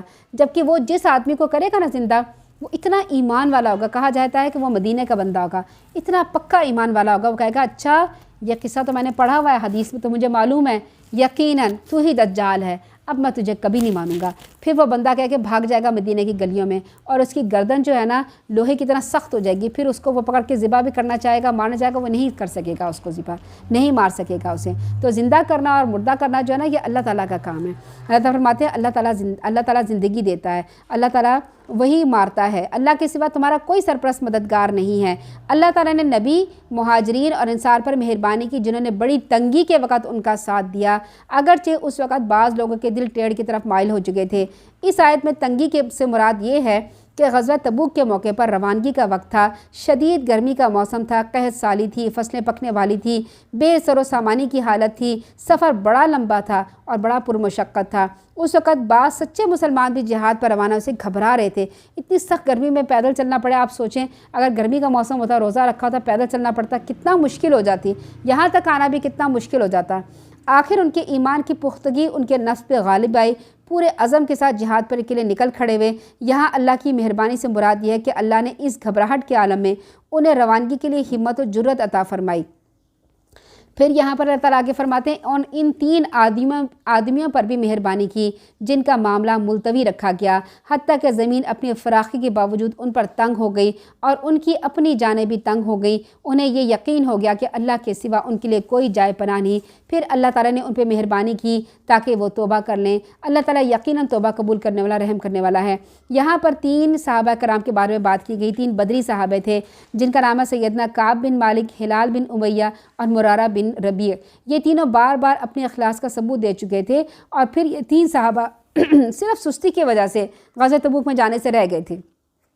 اچھا جب اللہ کے رسول صلی اللہ علیہ وسلم واپس آئے نا، تو سارے جو منافق تھے نا آ کے کہتے تھے وہ ہمارے نا بیوی بچے جو تھے نا، بیوی جو تھی وہ کچھ کر نہیں سکتی تھی، بچے چھوٹے تھے، ہمارے گھر کھلے تھے، اس لیے میں نہیں گئے۔ کسی نے اپنی بیماری کا بہانہ بنایا، کسی نے اپنا کوئی اور بہانہ بنایا۔ لیکن جب یہ لوگ گئے نا 3 صحابہ، انہوں نے کہا ہم کوئی بہانہ نہیں بنائیں گے، ہم آپ کو سچ سچ بتاتے ہیں، ہم سستی کی وجہ سے نہیں گئے۔ ہم نے کہا ابھی ہم چلے جائیں گے لیکن سستی کی۔ تو پھر 40 دن تک ان لوگوں سے اللہ تعالیٰ نے ان کو منع کر دیا کہ 40 دن تک کوئی ان سے بات نہ کریں۔ لوگ مسجد میں جاتے تھے نماز پڑھنے، کوئی ان سے بات نہیں کرتا تھا، تو ان کے لیے ان کی زمین تنگ کر دی گئی تھی، یہاں تک کہ اللہ تعالیٰ نے یہ آیتیں نازل کی اور اللہ تعالیٰ نے ان کی توبہ قبول کی۔ تو پھر وہ لوگ پھر ان کو جا کے ان کو بتایا گیا کہ اللہ تعالیٰ نے آپ کی توبہ قبول کر لی ہے، ان کو مبارکبادیں دی گئیں۔ پھر وہ واپس آ کر مسلمانوں کے ساتھ ملے۔ ایمان والو، اللہ تعالیٰ سے ڈرتے رہو اور سچے لوگوں کا ساتھ دو۔ اہل مدینہ کے لیے اور ان دیہاتیوں کے لیے جو ان کے ارد گرد رہتے ہیں، یہ مناسب نہیں ہے کہ وہ جہاد میں رسول اللہ صلی اللہ علیہ وسلم سے پیچھے رہ جائیں اور اپنی جانوں کو آپ کی جان سے عزیز سمجھیں۔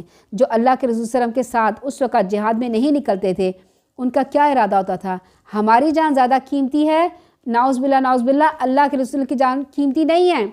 اللہ کے رسول صلی اللہ علیہ وسلم تو اپنی جان لے کے نکلے تھے اور یہ کہتے تھے کہ ہماری جان زیادہ قیمتی ہے، ہم بیٹھ جائیں گے۔ تو اللہ تعالیٰ فرماتے ہیں کیا تم اپنی جان کو رسول اللہ صلی اللہ علیہ وسلم کی جانوں سے زیادہ قیمتی سمجھتے ہو؟ یہ اس لیے کہ مجاہدین اللہ کی راہ میں پیاس، تھکان، بھوک کی جو بھی مصیبت جھیلتے ہیں یا کوئی ایسا مقام طے کرتے ہیں جو کافروں کو ناگوار یا دشمن سے وہ کوئی کامیابی حاصل کرتے ہیں، تو ان کے لیے نیک عمل لکھ لیا جاتا ہے۔ اللہ تعالیٰ یقیناً اچھے کام کرنے والوں کے اجر کو ضائع نہیں کرتا۔ پھر اللہ تعالیٰ فضیلت بتا رہے ہیں یہاں پہ مجاہدین کی۔ نیز یہ مجاہدین جو بھی تھوڑا یا زیادہ مال خرچ کرتے ہیں، کوئی وعدی طے کرتے ہیں، تو یہ چیزیں ان کے حق میں لکھ دی جاتی ہیں تاکہ اللہ تعالیٰ انہیں ان کے اعمال کا بہترین صلہ عطا کرے جو وہ کرتے رہتے ہیں۔ آگے اللہ تعالیٰ فرماتے ہیں آیت نمبر 122 میں، مومنوں کے لیے یہ ممکن نہیں کہ وہ سب کے سب ہی نکل کھڑے ہوں، پھر ایسا کیوں نہیں ہوا کہ ہر فرقہ میں سے کچھ لوگ دین میں سمجھ پیدا کرنے کے لیے نکلتے تاکہ جب ان میں سے وہ ان کی طرف واپس جاتے تو اپنے لوگوں کو برے انجام سے ڈراتے۔ یعنی اب یہاں فرمایا جا رہا ہے کہ اب جہاد میں سب کے سب لوگوں کو نکلنا نہیں ہے، بلکہ ایک جماعت بنا دی جائے گی جو جہاد میں نکلیں گے، باقی لوگ دین کا کام کریں گے۔ اس طرح شاید وہ برے کاموں سے بچتے رہے۔ اے ایمان والو، کافروں سے جنگ کرو، جن کا علاقہ تمہارے ساتھ ملتا ہے ان کے ساتھ تمہیں سختی کے ساتھ پیش آنا چاہیے، اور جان لو اللہ تعالیٰ پرہیزگاروں کے ساتھ ہے۔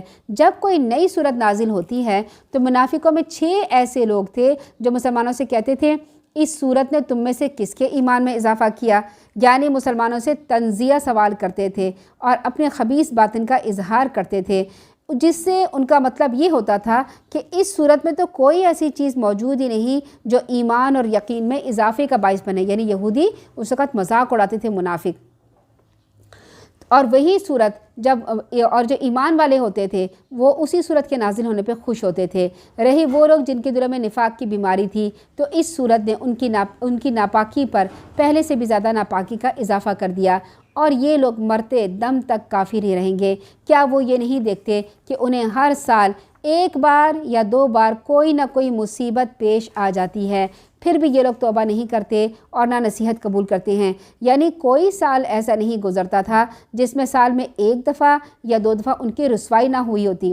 کبھی ان کی کوئی سازش پکڑی جاتی تھی منافقوں کی، کبھی ان کا کوئی راز فاش ہو جاتا تھا، کبھی کوئی جنگ پیش آ جاتی تھی تو ان کے ایمان کے لیے آزمائش بن جاتی تھی، کبھی یہ لوگ خود ہی کوئی ایسی غلط بات کر بیٹھتے جس کی وجہ سے انہیں رسوا ہونا پڑتا۔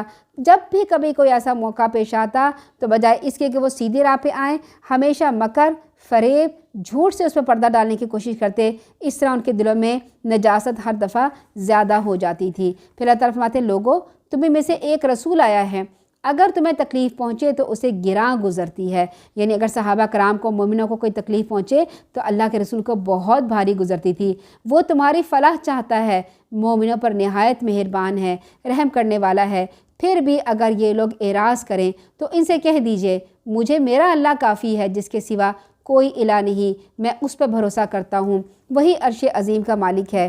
یہاں پر اللہ تعالیٰ فرماتے ہیں کہ اگرچہ آپ صلی اللہ علیہ وسلم رحمۃ للعالمین تھے، تاہم مومنوں کے لیے بہت زیادہ ہمدرد اور ان پر مہربان تھے۔ مومنوں کے حق میں آپ صلی اللہ علیہ وسلم کی 2 صفات کو یکجا کر ڈالا، ایک رؤوف اور دوسرے رحیم۔ رحم یا مہربانی کا تعلق تو ہر طرح کے حالات میں یکساں ہے۔ رؤوف وہ شخص ہے جس کا دل کسی پر مصیبت یا سختی دیکھ کر فوراً پسیج جائے اور اسے فوراً ترس آنے لگے۔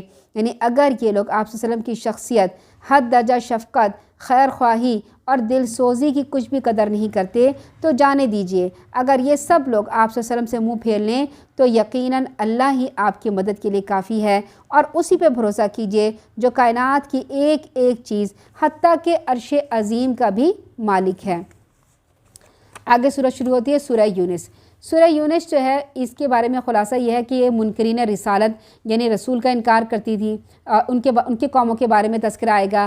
آخرت کا جو انکار کرتی تھی وہ قوموں کا تذکرہ آئے گا۔ پھر توحید کا انکار کرتی تھی۔ مشرکین مکہ پر حجت تمام ہو گئی اور ان کے پر آیات آ گئیں۔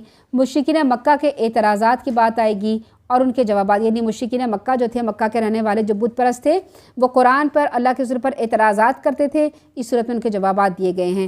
حضور صلی اللہ علیہ وسلم پر جادوگر اور کاہن کے الزامات لگائے گئے اور ان کے بھی جوابات دیے گئے ہیں۔ سورہ توبہ میں اور سورہ انفال میں جہاد کے لیے کہا گیا۔ اس صورت میں یہ بتایا گیا ہے کہ جہاد سے پہلے دعوت توحید درست انداز میں دینی چاہیے، یعنی دعوت توحید کس انداز میں دینی چاہیے، یہ ہے اس صورت کا پچھلی آیت کے ساتھ ربط۔ شروع کرتے ہیں بسم اللہ الرحمن الرحیم۔ الف لام را تلک آیات الکتاب الحکیم، یہ حکمت والی کتاب کی آیتیں ہیں۔ کیا لوگوں کو اس بات پہ تعجب ہوتا ہے کہ انہی میں سے ایک آدمی پر ہم نے وحی کی جو لوگوں کو ڈرائے اور ایمان والوں کو خوشخبری دے کہ ان کے پروردگار کے ہاں ان کے حقیقی عزت اور مرتبہ ہے۔ اس دعوت پر کافروں نے کہہ دیا یہ تو صاف جادوگر ہے۔ آپ صلی اللہ علیہ وسلم کو جادوگر کیوں کہا جاتا تھا؟ کیونکہ آپ اللہ کا جو کلام پیش کرتے تھے اس میں اتنی لطافت، اتنی شیرینی اور ایسا تاثیر ہوتی تھی کہ کافر بھی سن کے یہ کلام مسحور ہو جاتے تھے۔ جیسے نبی صلی اللہ علیہ وسلم کا اپنا ارشاد ہے کہ یعنی کوئی بیان ایسا ہوتا ہے جو جادو کا سا کام کرتا ہے۔ قرآن کی ایسی تاثیر کی وجہ سے قریش نے بلند آواز سے قرآن پڑھنے پر پابندی لگا رکھی تھی اور کہتے تھے کہ اس سے ہماری عورتیں اور بچے متاثر ہوتے ہیں۔ حالانکہ یہ پابندی لگانے والے قریشی سردار خود قرآن سن کر اس سے لطف اندوز ہوتے تھے اور آپس میں معاہدہ کرنے کے باوجود چوری چھپے آ کے قرآن سنا کرتے تھے۔ آیت 3 سے آیت 20 میں قریش کے شرکیہ عقائد بتائے گئے ہیں اور فرمایا گیا ہے کہ قرآن کو بدلا نہیں جا سکتا۔ ربکم اللہ الذی خلق السماوات والارض فی 6 ایام ثم استوى علی العرش یدبر الامر، تمہارا پروردگار یقیناً وہ اللہ ہے جس نے آسمانوں اور زمین کو 6 دنوں میں پیدا کیا، پھر عرش پر قرار پکڑا، وہی کائنات کا انتظام چلاتا ہے، کوئی اس کے ہاں سفارش نہیں کر سکتا۔ قرآن شروع کرنے سے پہلے ہم نے یہ دیکھا تھا کہ اللہ تعالیٰ اپنی تعریف، اپنی صفات بیان کرتے ہیں، اپنا تعارف بیان کرتے ہیں۔ اگر اللہ تعالیٰ کی نظر سے دیکھا جائے تو اللہ تعالیٰ فرما رہے ہیں میں تمہارا پروردگار ہوں، میں وہی ہوں، میں نے آسمان پیدا کیا اور زمین کو پیدا کیا، 6 دنوں میں پیدا کیا، پھر میں عرش پر مستوی ہوا، میں وہاں سے کائنات کا انتظام چلاتا ہوں، میرے ہاں کسی کی سفارش نہیں چل سکتی الا یہ کہ پہلے ہی میں اس کی اجازت دے دوں۔ میں ان صفات کا مالک ہوں، میں ہوں تمہارا پروردگار، لہٰذا صرف میری عبادت کرو۔ کیا تم غور نہیں کرتے ہو؟ تمہیں میں نے پیدا کیا، میری طرف لوٹ کے جانا ہے، یہ میرا پکا وعدہ ہے۔ میں ہی خلقت کی ابتدا کرتا ہوں، میں ہی دوبارہ پیدا کروں گا تاکہ ان لوگوں کو انصاف کے ساتھ بدلہ دوں جو ایمان لائے اور نیک عمل کرتے رہے، اور جو لوگ کفر کریں گے ان کو کھولتا ہوا پانی دوں گا، دردناک عذاب دوں گا۔ یہ اس انکار حق کا بدلہ ہے جو وہ کیا کرتے تھے۔ وہی تو ہے جس نے سورج کو ضیاء اور چاند کو نور بنایا، چاند کے لیے منزلیں مقرر کی تاکہ تم برسوں اور تاریخوں کا حساب معلوم کر سکو۔ ضیاء اور نور میں فرق یہ ہے، نور کا لفظ عام ہے اور ضیاء کا لفظ خاص ہے۔ گویا ضیاء میں بھی نور ہی کی طرح ایک روشنی ہوتی ہے، ایک چمک ہوتی ہے، جبکہ ضیاء میں جو روشنی اور چمک ہوتی ہے اس کے علاوہ حرارت، تپش اور رنگ میں سرخی بھی ہوتی ہے۔ قرآن کریم نے عموماً سورج کے لیے روشنی کے لیے کیا ضیاء کا لفظ استعمال کیا ہے اور چاند کے لیے نور کا لفظ استعمال کیا ہے۔ اس کے علاوہ چاند کی منزلیں مقرر ہیں۔ چاند جب پہلے دن کا ہوتا ہے تو ہر انسان دیکھ کے پتہ چلا لیتا ہے یہ پہلے دن کا چاند ہے۔ پھر جب چاند بڑھتے بڑھتے 7 تاریخ تک پہنچ جاتا ہے، سب کو پتہ چل جاتا ہے کہ یہ آدھا چاند ہے، یہ 7 تاریخ کا ہے۔ جب پورا چاند ہوتا ہے تو ایک گاؤں کا دیہاتی جو کبھی اسکول بھی نہ گیا ہو، اس کو یہ پتہ ہے کہ یہ پورے 14 تاریخ کا چاند ہے۔ وہ بغیر کہیں تعلیم حاصل کیے اس چاند کو دیکھ کے معلوم کر سکتا ہے کہ آج 14 کی تاریخ ہے۔ اس کے بعد چاند آدھا ہوتا ہے، گھٹنا شروع ہوتا ہے، گھٹتے پھر آخر تک پہنچ جاتا ہے۔ اس آخر چاند کی منزلوں کو دیکھ کر ہم لوگ اپنی تاریخوں کا حساب لگاتے ہیں۔ ہمارے رمضان کے آنے کے دن، عید کے آنے کے دن، عید الاضحیٰ کے دن، یہ سب مقرر ہوتے ہیں چاند کے حساب سے۔ ہمارا مہینہ، اسلامی مہینہ چاند کے حساب سے ہوتا ہے، اور ہمارے جو تمام تہوار اور تمہارے جو شریعت کے احکام ہیں وہ چاند کے حساب سے، جیسے پیریڈز آنے ہیں عورتوں کے، جیسے بچے پیدا ہونے کے بعد جو نفاس ہوتا ہے اس کی مقرر مدت جو ہوتی ہے وہ قمری مہینے کے لحاظ سے ہوتی ہے، وہ چاند کے لحاظ سے ہوتی ہے۔ نکاح کے معاملات، عدت کے معاملات، بیوہ کی عدت کے معاملات، یہ تمام معاملات کس کے حساب سے ہوتے ہیں؟ چاند کے حساب سے ہوتے ہیں۔ جبکہ سورج کے حساب سے کیا ہوتا ہے؟ سورج نکلنے سے پہلے صبح ہم نے فجر کی نماز پڑھنی ہے، اور دوپہر کو زوال کے بعد ہم نے ظہر کی پڑھنی ہے، جب سائے لمبے ہو جائیں تو عصر کی پڑھنی ہے، سورج غروب ہو جائے تو مغرب، اندھیرا چھا جائے تو عشاء، اور رات کو تہجد میں اللہ تعالیٰ جسے توفیق دے وہ اٹھتا ہے۔ تو سورج جو ہوتا ہے ہمیں کیا بتاتا ہے؟ نمازوں کے اوقات بتاتا ہے اور پورے سال کا حساب بتاتا ہے۔ پورے سال تو اللہ تعالیٰ نے چاند اور سورج 2 کیلنڈر بنا کے اللہ تعالیٰ نے ہمارے آسمان پہ رکھ دیے ہیں۔ اگر کوئی جاننا چاہے تو تاریخ پتہ چلا سکتا ہے۔ کوئی جاہل سے جاہل انسان جو کبھی اسکول نہ گیا ہو وہ ان چیزوں کو دیکھ کر کیا معلوم کر سکتا ہے؟ آج کون سی تاریخ ہے، کون سا مہینہ ہے، چاند کی یہ ہے، اچھے تارے سے حرکت کر رہے ہیں۔ تو اللہ تعالیٰ نے سب نشانیاں اپنی بیان کر دی ہیں۔ یقیناً رات اور دن کے عدل بدل آنے جانے میں ان چیزوں میں جو اللہ تعالیٰ نے آسمان و زمینیں پیدا کی ہیں ان لوگوں کے لیے بڑی نشانیاں رکھتی ہیں جو غلطی سے بچنا چاہتے ہیں۔ جو لوگ ہماری ملاقات کی توقع نہیں رکھتے اور دنیا کی زندگی پر راضی اور مطمئن ہو گئے ہیں، اور وہ لوگ ہماری قدرت کی نشانیوں سے غافل ہیں، ان سب کا ٹھکانہ جہنم ہے۔ یہ ان کاموں کا بدلہ ہے جو وہ کرتے رہے۔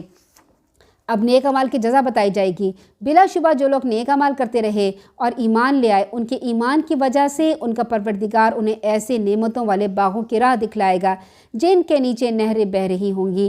ہاں، وہاں ان کی پکار یہ ہوگی، اے اللہ تو پاک ہے، اور ان کی آپس میں دعا ہوگی، तुम पर सलामती हो। और उनका ख़ात्मे कलाम ये होगा, सब तारीफ़ अल्लाह के लिए, यानी अल्हम्दुलिल्लाह रब्बिल आलमीन। अक्सर लोग जब दर्स देते हैं तो दर्स करने के बाद इस आयत की तिलावत करते हैं। क्या है ये? दावाहुम फ़ीहा सुब्हानकल्लाहुम्मा व तहिय्यतुहुम फ़ीहा सलाम व आखिरु दावाहुम अनिल हम्दुलिल्लाहि रब्बिल आलमीन। यानी जन्नती जो है वो ये तारीफ़ें करेंगे और यही सब कुछ बोलेंगे। अगर अल्लाह भी लोगों को बुराई पहुंचाने में ऐसे ही जल्दी करता जैसे वो भलाई को जल्दी से जल्द चाहते हैं, तो अब तक उनकी मुद्दत यानी मौत पूरी हो चुकी होती। यानी अगर ये चाहते हैं ना अल्लाह ताला से, क्या जो हम भलाई चाहते हैं, कोई भी इंसान के भलाई मिल जाए, सेहत मिल जाए, तंदुरुस्ती मिल जाए, नौकरी मिल जाए, बच्चे हो जाएं, बच्चों की शादियां हो जाए, ये सारी भलाइयाँ इंसान मांग रहा है तो अल्लाह ताला उन्हें दे देते हैं। लेकिन अगर जिस तरह भलाइयाँ जल्दी देते हैं, अगर बुराइयों का बदला भी अल्लाह ताला दे देना तो हम में से कोई भी ज़िंदा न रहे, कोई भी ज़िंदगी न रहे, सब के सब ख़त्म हो जाए। मगर अल्लाह का ये दस्तूर नहीं है। लिहाजा जो लोग हमसे मिलने की तवक्को नहीं रखते, उन्हें हम उनकी सरकशी में भटकने के लिए खुला छोड़ देते हैं। जब इंसान को कोई तकलीफ़ पहुँचती है तो हमें अपने पहलू पर या बैठे हुए या खड़े हर हालत में पुकारता है। फिर जब हम उससे वो तकलीफ़ दूर कर देते हैं तो ऐसे गुजर जाता है जैसे उसने तकलीफ़ के वक़्त हमें पुकारा ही नहीं था। ऐसे हद से बढ़े हुए लोगों को वही काम अच्छे मालूम होने लगते हैं जो वो करते हैं। तो क्या करना चाहिए? इस आयत को अपने ऊपर कैसे अमल करना चाहिए? जब भी हमें अल्लाह ताला से हम कोई चीज़ मांगें, कोई जैसे बच्चों की तालीम मांग रहे हैं, फ़लाँ यूनिवर्सिटी में एडमिशन हो जाए, अल्लाह करे हमारे बच्चे का मेडिकल में एडमिशन हो जाए, इंजीनियरिंग में एडमिशन हो जाए, या बाहर के मुल्क चला जाए, या उसकी नौकरी मिल जाए, या उसकी शादी हो जाए, या उसका बच्चा हो जाए, कोई भी दुआ मांगे, जब वो चीज़ मिल जाती है ना, फिर अल्लाह ताला का शुक्र भी अदा किया करें। कैसे? रोज़ 2 नफिल पढ़ें। रोज़ जब तक याद आए आप 2 नफिल पढ़ें। जब वो बंदा याद आ जाए, जब वो नौकरी याद आए, अल्लाह तेरा लाख लाख शुक्र है कि तूने हमें ये दी, तूने हमारे मांगने पर हमें दी, उससे पहले तूने हमारे मुकर्रर की दी। हर तरह से अल्लाह ताला की जो है ना तारीफ़ करें और अल्लाह ताला का शुक्र अदा करें। कहीं ऐसा ना हो कि हमें वो चीज़ मिल जाए फिर हम अल्लाह ताला का शुक्र अदा करना भूल जाएं और इस आयत के मुताबिक हो जाएं। अल्लाह ताला हमें माफ़ रखे और अल्लाह ताला हमें शुक्रगुज़ार बंदा बनाए। अल्लाह ताला फरमाते हैं, हमने तुमसे पहले बहुत सी कौमों को हलाक कर दिया है जबकि उन्होंने जुल्म की रविश इख्तियार कर रखी थी। जुल्म का क्या मतलब है? गुनाह और ज़्यादती भी इसका मतलब है। जुल्म का जो मतलब है बहुत ज़्यादा है, इसके मायने बहुत ज़्यादा हैं। यहाँ पर है गुनाह और ज़्यादती की बात। उसके पास उनके रसूल वाज़िह दलाइल लेके आए मगर वो ईमान लाने वाले नहीं थे। हम मुजरिम लोगों को ऐसे ही सज़ा देते हैं। फिर उनके बाद हमने तुम्हें ज़मीन में जानशीन बनाया ताकि हम देखें तुम कैसे अमल करते हो। यानी एक के बाद एक जो कौम आ रही है वो किस लिए कौम आ रही है? ताकि ये देखा जाए कि ये कैसे अमल करते हैं। जब इन काफिरों पर हमारी वाज़िह आयात पढ़ी जाती हैं जो हमसे मिलने की तवक्को नहीं रखते, कहते हैं इस कुरान के सिवा कोई और कुरान ले आओ या इसमें तब्दीली कर दो। यानी कहते हैं कुरान बदल क्यों नहीं देते? आप उनसे कहिए मुझे ये हक़ नहीं है कि मैं अपनी तरफ से इसमें तब्दीली कर दूं। मैं तो उसी की पैरवी करता हूं जो मेरी तरफ वही की जाती है। अगर मैं अपने परवरदिगार के नाफरमानी करूं तो मैं बड़े दिन के अजाब से डरता हूं। यानी अल्लाह के रसूल भी कह रहे हैं कि मैं इसमें तब्दीली नहीं कर सकता। तो हमें अब हमें इस आयत पे कैसे अमल करना चाहिए? हमें कुरान के हरूफ को सीखना चाहिए कि हम सीन को स्वाद ना बोलें। अगर हम सीन को स्वाद बोल रहे हैं तो हम हरूफ में तब्दीली कर रहे हैं। अगर हम काफ की जगह कौफ बोल रहे हैं हम हरूफ में तब्दीली कर रहे हैं। हा की जगह हा बोल रहे हैं तो मायने में तब्दील हो रहा है। अगर ज़बर है वहाँ पे हम अलिफ भी लगा रहे हैं तो क्या कर रहे हैं? हम तब्दीली कर रहे हैं। अल्लाह ताला से दुआ किया करें अल्लाह ताला हमें इस तहरीफ से बचा ले, हमें कुरान को वैसे पढ़ने की तौफीक अता फरमाए जैसे नाजिल हुआ है। आमीन सुम आमीन। फिर आप सल्लल्लाहु अलैहि वसल्लम कहिए अगर अल्लाह चाहता तो मैं तुम्हारे सामने ये कुरान नहीं पढ़ता और ना ही अल्लाह तुम्हें इससे आगाह करता। मैंने इससे पहले तुम्हारे दरमियान अपनी उम्र का बड़ा हिस्सा गुजारा, फिर भी तुम नहीं सोचते। यानी अल्लाह के रसूल फरमा रहे हैं कि भाई ये तो मैंने कहीं से सीखा नहीं है कुरान, ये तो अल्लाह ताला ने मुझ पर नाजिल किया। क्या तुम्हें पता नहीं? मैं 40 साल तक तुम्हारे दरमियान में मौजूद रहा हूँ। अगर मैंने कोई ऐसी बात सीखी होती तो उससे पहले भी मेरी ज़बान से ऐसी बात निकली होती। तो तुम्हें अकल नहीं है, तुम सोचते नहीं हो। यानी अल्लाह के रसूल की तो उम्मीद है ना, उन्होंने कुछ भी नहीं पढ़ा था। अब इसकी मिसाल देखिए, हम मिसालों से अपनी ज़िंदगी से समझते हैं। बहुत आसान से ये मिसाल समझ में आ सकती है क्योंकि हम जज्बात के बगैर कुरान पढ़ते हैं ना तो वो असर नहीं करता हमारे पर। जज्बात को महसूस करने के लिए मिसालों की ज़रूरत पड़ती है। मिसाल के तौर पर आपका बच्चा है और वो मैथ उसको नहीं आता, मैथ में बड़ा फेल होता है ना। अक्सर कोई मैथ में कमज़ोर होता है, कोई बायो में कमज़ोर होता है, कोई किसी और चीज़ में। مثال کے طور پر آپ کا بچہ میتھ میں بہت کمزور ہے، آپ اس کو ہر سال بڑی محنت کراتے ہیں، بڑی مشکل سے 33 نمبر لے کے پاس ہوتا ہے اور آگے میٹرک میں بھی جاتا ہے، پھر بھی اس کو جو ہے نا نہیں آتا، پھر وہ ایف ایس سی میں پہنچ جاتا ہے اور ایف ایس سی میں بھی ایسے لگے مارے ماندے پہنچتا ہے، وہاں بھی اس کا بہت برا حال ہوتا ہے، کئی سال لگا کے پہنچتا ہے۔ اچانک ایک دن وہ آپ کے پاس آتا ہے اور کہتا ہے کہ میں نے نا میتھ کا فارمولہ حل کر لیا ہے اور اب میں بہت بڑا میتھ کا ٹیچر بن گیا ہوں، میتھ دان بن گیا ہوں اور میں نے تو پی ایچ ڈی کر لیا، یہیں ابھی بیٹھے بیٹھے سب کچھ کر لیا ہے۔ آپ کتنے حیران ہوں گے، آپ کہیں گے تمہیں ہو کیا گیا ہے، تم تو بچپن میں سے فیل ہوتے آ رہے تھے، میتھ تمہارے سر سے نہیں گزرتا تھا، 33 نمبر سے تم اب تم کیسے کہہ رہے ہو کہ تمہارے پاس میتھ، وہ کہے گا بس مجھے میتھ آ گیا، سب کچھ آ گیا۔ تو آپ حیران نہیں ہوں گے، وہ سوچیں گے نہیں کہ ایسا ہے کیسے ہو گیا۔ تو اللہ کے رسول فرما رہے ہیں تمہیں عقل نہیں ہے، تم دیکھتے نہیں ہو، میں 40 سال تمہارے درمیان موجود رہا ہوں، میری زبان سے کوئی ایسا لفظ نہیں نکلا جو اگر نکلتا تو تم کہتے کہ ہاں اللہ کے رسول تو پہلے بھی ایسی باتیں کیا کرتے تھے، اچانک میری زبان سے نکل رہا ہے تو یہ اللہ تعالیٰ وہی بھیج رہا ہے نا، مجھے تو کچھ نہیں آتا۔ پھر اس شخص سے بڑھ کر ظالم کون ہوگا جو اللہ پر جھوٹ باندھے یا اس کی آیتوں کو جھٹلا دے، ایسے مجرم کبھی فلاح نہیں پاتے۔ یہ لوگ اللہ کو چھوڑ کر ایسی چیزوں کی پرستش کرتے جو ان کا نہ کچھ بگاڑ سکتے ہیں نہ فائدہ پہنچا سکتے ہیں، کہتے یہ ہیں اللہ کہ یہ ہماری سفارشی ہوں گے۔ آپ ان سے کہیے کیا تم اللہ کو اس بات کی خبر دیتے ہو جس کا وجود نہ کہیں آسمانوں میں معلوم ہوتا ہے نہ زمین میں، وہ ایسی باتوں سے پاک اور برتر ہے جو یہ شرک کرتے ہیں۔ یعنی یہ کہتے تھے کہ ہم سفارشی لے آئیں گے اور ہمارے جو ہیں یہ جو معبود ہے جن کو ہم کھڑا کر کے ان کی عبادت کرتے ہیں یہ اللہ تعالیٰ کے نزدیک ہماری سفارش کر دیں گے تو ہماری جو ہے وہاں پہ خلاصی ہو جائے گی، ہمیں جنت مل جائے گی۔ اللہ تعالیٰ فرماتے ہیں کیا تم مجھے بتاتے ہو کہ یہ بندہ، اب سفارش کرنے کے کیا کرائٹیریا ہوتا ہے، جیسے کسی جاب کے لیے یا یونیورسٹی میں ایڈمیشن کے لیے سفارش کرنے لے کے جاتے ہیں نا تو ہم کہتے ہیں یہ بڑا لائق بندہ ہے، اس بندے کو باس کو بتاتے ہیں یہ جو میں سفارش کے لیے بندہ لے کے آیا ہوں نا نوکری کے لیے یہ بڑا لائق ہے، اس نے اتنے کام کیے ہیں، اتنے سال اس ملک میں گزارا ہے، اتنے سال یہاں سے ایکسپیرینس حاصل کیا ہے۔ چونکہ باس کو معلوم نہیں ہوتا نا، اس کو بتا رہے ہوتے ہیں تو وہ کہتا ہے اچھا اتنے سارے بندوں میں یہ لڑکا اتنا اچھا جاب، اتنا اچھا ایکسپیرینس والا ہے، چلو میں اس کو اپنی جاب پہ رکھ لیتا ہوں۔ تو اللہ تعالیٰ فرما رہے ہیں کہ تم میرے سامنے سفارشی لے کے آؤ گے، کیا تم مجھے بتاؤ گے کہ یہ بندہ یہ کام کرتا تھا، یہ کام کیا میں نہیں جانتا؟ میں تو سب سے زیادہ جانتا ہوں۔ تو کوئی بھی بندہ اللہ کے آگے سفارش نہیں کر سکے گا الا یہ کہ اللہ تعالیٰ خود ہی اس کو اس سفارش کی اجازت دیں۔ پھر اللہ تعالیٰ آگے فرماتے ہیں ابتدا میں یہ لوگ ایک ہی امت تھے، انہوں نے آپس میں اختلاف کیا، اور اگر تیرے پروردگار کی طرف سے ایک بات پہلے سے طے شدہ نہ ہوتی تو جس بات میں وہ اختلاف کر رہے تھے ان کے درمیان اس کا فیصلہ ہو چکا ہوتا۔ پھر یہ بھی کہتے ہیں کہ اس پر اس کے پروردگار کی طرف سے کوئی معجزہ کیوں نہیں نازل ہوتا؟ آپ ان سے کہیے کہ غیب کے کام تو اللہ تعالیٰ کے اختیار میں ہیں، تم میں انتظار کرو، میں بھی تمہارے ساتھ انتظار کرتا ہوں۔ جب کوئی تکلیف پہنچنے کے بعد ہم انہیں اپنی رحمت کا مزہ چکھاتے ہیں تو یہ ہمارے نشانیوں کی چال بازیاں کرتے ہیں، اور آپ ان سے کہیے کہ اللہ بہت جلد تمہاری چال بازیوں کا جواب دے دے گا۔ جو چالیں تم کر رہے ہو یقیناً ہمارے رسول یعنی فرشتے انہیں لکھتے جاتے ہیں، وہی تو ہے جو تمہیں خشکی اور سمندر میں سیر کراتا ہے، یہاں تک کہ تم کشتی میں سوار ہوتے ہو، کشتیاں باد موافق یعنی ہوا کے موافق انہیں لے کے چلتی ہیں، پھر وہ اس سے خوش ہوتے ہیں، پھر یکدم ان کشتیوں کو آندھی آ لیتی ہے، ہر طرف سے موجوں کے تھپیڑے لگنے شروع ہو جاتے ہیں، انہیں یقین ہو جاتا ہے کہ اب گھیرے میں آ گئے، اسی وقت عبادت کو اس کے لیے خالص کر دیتے ہیں، اللہ تعالیٰ سے دعائیں کرتے ہیں کہ اگر تو نے ہمیں اس طوفان سے بچا لیا تو ہم تیرے شکر گزار بن کے رہیں گے۔ پھر جب اللہ تعالیٰ انہیں بچا لیتا ہے فوراً حق سے پیچھے ہو کر زمین میں بغاوت کرنے لگتے ہیں، یعنی بنی اسرائیل کی یہ باتیں کی جیسی آتے ہیں، یہودیوں کی یہ عادتیں ہیں، منافقین کی یہ عادتیں یہاں بیان کی گئی ہیں کہ وہ کیا کرتے ہیں کہ جب مصیبت ہوتی ہے تو اللہ کو پکارتے ہیں، جب مصیبت ختم ہو جاتی ہے تو فوراً بغاوت کرنے لگتے ہیں، زمین پہ آ کر دوبارہ شرک کرنے لگتے ہیں۔ لوگوں دھیان سے سنو، تمہاری سرکشی کا وبال تمہیں پہ پڑے گا، دنیا کی زندگی کے چند مزے ٹوٹ لو، پھر تمہارے میرے پاس ہی آنا ہے، تمہیں بتا دیں گے کہ تم کیا کرتے تھے۔ اب یہ بات یہ نہیں ہے کہ یہ لوگ سمندر میں جائیں یا ہم سمندر میں جائیں تو ہی ہمارے ساتھ ایسا ہو کہ ہم ڈرنے لگیں، ہماری کشتی ڈولنے لگے تو پھر ہم اللہ تعالیٰ سے مانگیں، اور پھر ہم جب زمین پہ آ جائیں گے تو ہم اللہ تعالیٰ کی ہی وہ نظر و نیاز کریں گے۔ ہم تو ایسے نہیں ہیں کہ ہم اللہ تعالیٰ کی جو ہے وہ نہ مانیں، ہم دوسرے معبودوں کے پاس جائیں یا ان کی شکر ادا کریں۔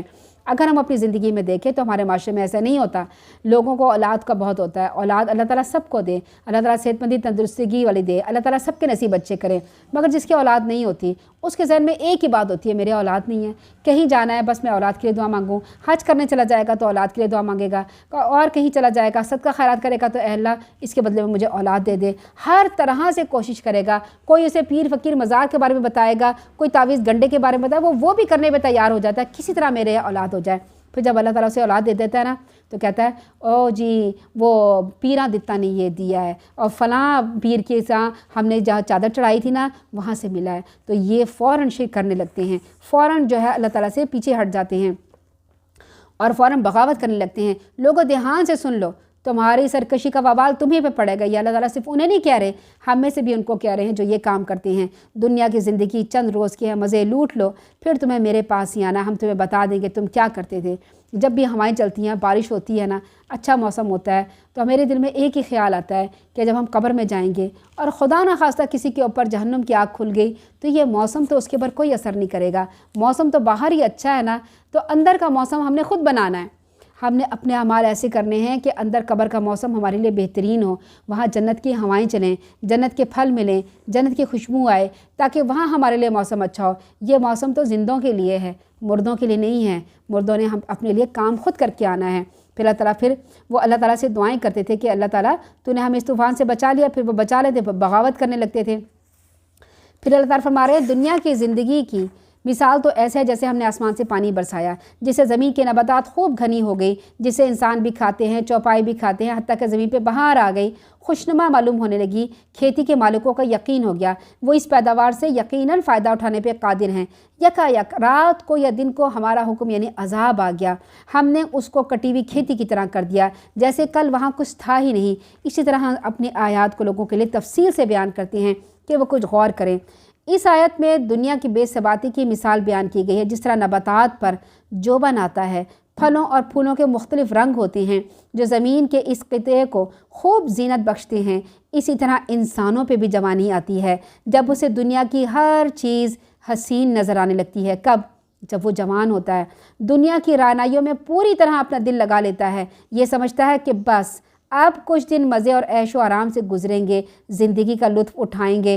اتنے میں اسے اللہ کا حکم یعنی موت اچانک آ لیتی ہے، اور جس طرح کھیتی پر کوئی ناگہانی آفت آنے یا اس کے کٹ جانے سے چند دنوں تک اس کا وجود ہی ختم ہو جاتا ہے، اس طرح مر جانے والا انسان بھی تھوڑی مدت بعد لوگوں کے دلوں سے محو ہو جاتا ہے۔ ایک وقت ایسا آتا ہے جب اس کا نام و نشان مٹ جاتا ہے۔ اس دنیا میں آباد ہو کر رخصت ہونے والے 99% لوگوں کا یہی حال ہے۔ اپنے والدین کو یاد کر لیں، اپنے بہن بھائیوں میں سے جو فوت ہو کے چلے گئے ان کو یاد کر لیں، اپنے چچا چچی تائے پھپھی لوگوں کو یاد کر لیں، اپنے دادا نانی کو یاد کر لیں اگر انہیں دیکھا ہے۔ اب یاد آتی ہے ان کے دل میں، اب کوئی باتیں یاد آتی ہیں، اب کہتے ہیں کہ وہ کام نہیں ہو رہا جو ان کے بغیر نہیں ہو سکتا تھا۔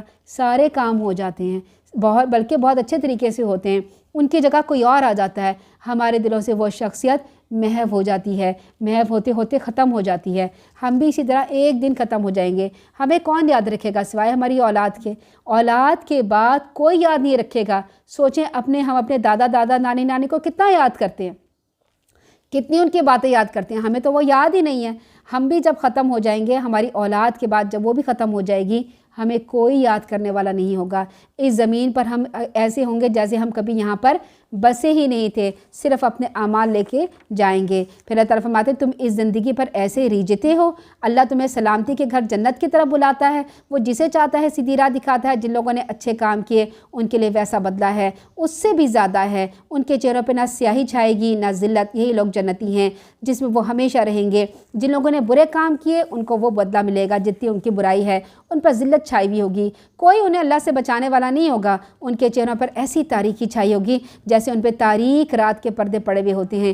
یہی لوگ دوزخی ہیں جس میں وہ ہمیشہ رہیں گے۔ جس دن ہم سب کو اکٹھا کر دیں گے، پھر جن لوگوں نے شرک کیا انہیں ہم کہیں گے تم اور تمہارے شریک اپنی اپنی جگہ کھڑے رہو، ہلنا نہیں وہاں سے۔ پھر ہم انہیں الگ الگ کر دیں گے تو ان کے بنائے ہوئے شریک ان کو کہیں گے تم تو ہماری بندگی کرتے ہی نہیں تھے، ہمارے اور تمہارے درمیان اللہ تعالیٰ گواہ کافی ہے، اگر تم کرتے بھی تھے تو ہم تمہاری عبادت سے بالکل بے خبر تھے۔ اب مزاروں میں جو بزرگ لوگ ہیں جیسے عبدالقادر جیلانی ہیں یا کوئی بھی بزرگ ہیں، انہیں تو نہیں پتہ تھا کہ میں مر جاؤں گا تو اگر انہوں نے دین کی تعلیم دی تھی اور ایک اللہ کی عبادت کرنے کی تعلیم، یقیناً عبدالقادر جیلانی تو بہت نیک انسان تھے اور انہوں نے ایک اللہ کی عبادت کرنے کی تعلیم دی تھی، مگر ان کے مجاور جو قبر پرستی بن گئے ہیں وہ کیا کرتے ہیں، وہ ان کا نام کا پردہ رکھ کے دولت لوٹتے ہیں اور اپنا مال، دنیا کا مال کماتے ہیں۔ وہ اس وقت کہیں گے کہ تم ہماری عبادت تھوڑی کرتے تھے، وہ جب کھڑے ہوں گے قیامت، وہ تم تو اپنی مرضی سے عبادت کرتے تھے، ہم تمہاری عبادت سے بالکل بے خبر تھے۔ اس وقت ہر شخص اپنے اعمال کو جو اس نے آگے بھیجے ہوں گے دیکھ لے گا، وہ سب اللہ تعالیٰ کی طرف لوٹائے جائیں گے، جو ان کا حقیقی مالک ہے۔ جو کچھ وہ الزام لگایا کرتے تھے وہاں وہ انہیں بھول جائیں گے۔ اللہ تعالیٰ سے دعا ہے کہ اللہ تعالیٰ ہمیں درست طریقے سے قرآن پڑھنے کی، سمجھنے کی، عمل کرنے کی، آگے پہنچانے کی توفیق عطا فرمائے، اور ہماری زندگی میں جتنا شرک ہے، جتنی بدعت ہے، کوئی بھی ایسی بات ہے، کوئی بھی ایسی گمراہی ہے، اللہ تعالیٰ وہ ہمیں دکھا دے اور ہمیں اس سے معافی مانگنے، توبہ کرنے کی توفیق عطا فرمائے، اور ہمیشہ کے لیے اس سے دور رہنے کی توفیق عطا فرمائے۔ اللہ تعالیٰ ہماری زندگیوں میں، ہمارے اخلاق و کردار میں کہیں منافقت کا کوئی شائبہ ہے، کوئی منافقت کی صفت اگر پائی جاتی ہے تو یا رب العالمین اپنی رحمت سے وہ منافقت کی صفت ہمارے اندر سے نکال دے۔ ہمیں آخرت میں منافقوں میں شامل نہ کرنا، ہمیں آخرت میں، دنیا میں بھی مومن والی زندگی گزارنے کی توفیق عطا فرمانا، آخرت میں بھی ہمیں مومنوں میں شامل فرمانا، آخرت میں ہمیں اہل قرآن میں شامل فرمانا، اہل اللہ میں شامل فرمانا، آخرت میں ہمیں اللہ کے رسول صلی اللہ علیہ وسلم کے ہاتھوں حوض کوثر نصیب فرمانا، ان کی شفاعت نصیب فرمانا، خیر و عافیت کے ساتھ پرسرات، خیر و عافیت کے ساتھ اس پر سے ہمیں گزار دینا۔ ہمیں، ہمارے والدین کو، ہماری اولاد کو، اور جتنے بھی لوگ فوت ہو چکے، دنیا میں جا چکے، سب کے گناہوں کو معاف فرما دینا۔ ہم سب کے گناہوں کو معاف فرما کے ہمیں جنت الفردوس میں جگہ عطا فرمانا۔ جو لوگ فوت ہو چکے ہیں ان کی قبروں کو جنت کا باغ بنا دینا، انہیں جہنم کے عذاب سے بچا لینا۔ یا رب العالمین ہماری اولادوں کو، ہماری نسلوں کو سیدھی راہ پہ رکھنا، قرآن و حدیث پڑھنے کی، سمجھنے کی، عمل کرنے کی، آگے پہنچانے کی، انہیں بھی توفیق عطا فرمانا، انہیں بھی قرآن کا قاری بنانا، مفسرین کرام بنانا، انہیں بھی محدث بنانا، دین کے لیے کام کرنے کے لیے انہیں بھی چن لینا، ہماری اولاد کو ہمارے لیے بہترین صدقہ جاریہ بنانا۔ آمین ثم آمین۔ سبحانک اللہم و بحمدک، نشہد ان لا الہ الا انت، نستغفرک و نتوب الیک۔ السلام علیکم ورحمۃ اللہ وبرکاتہ۔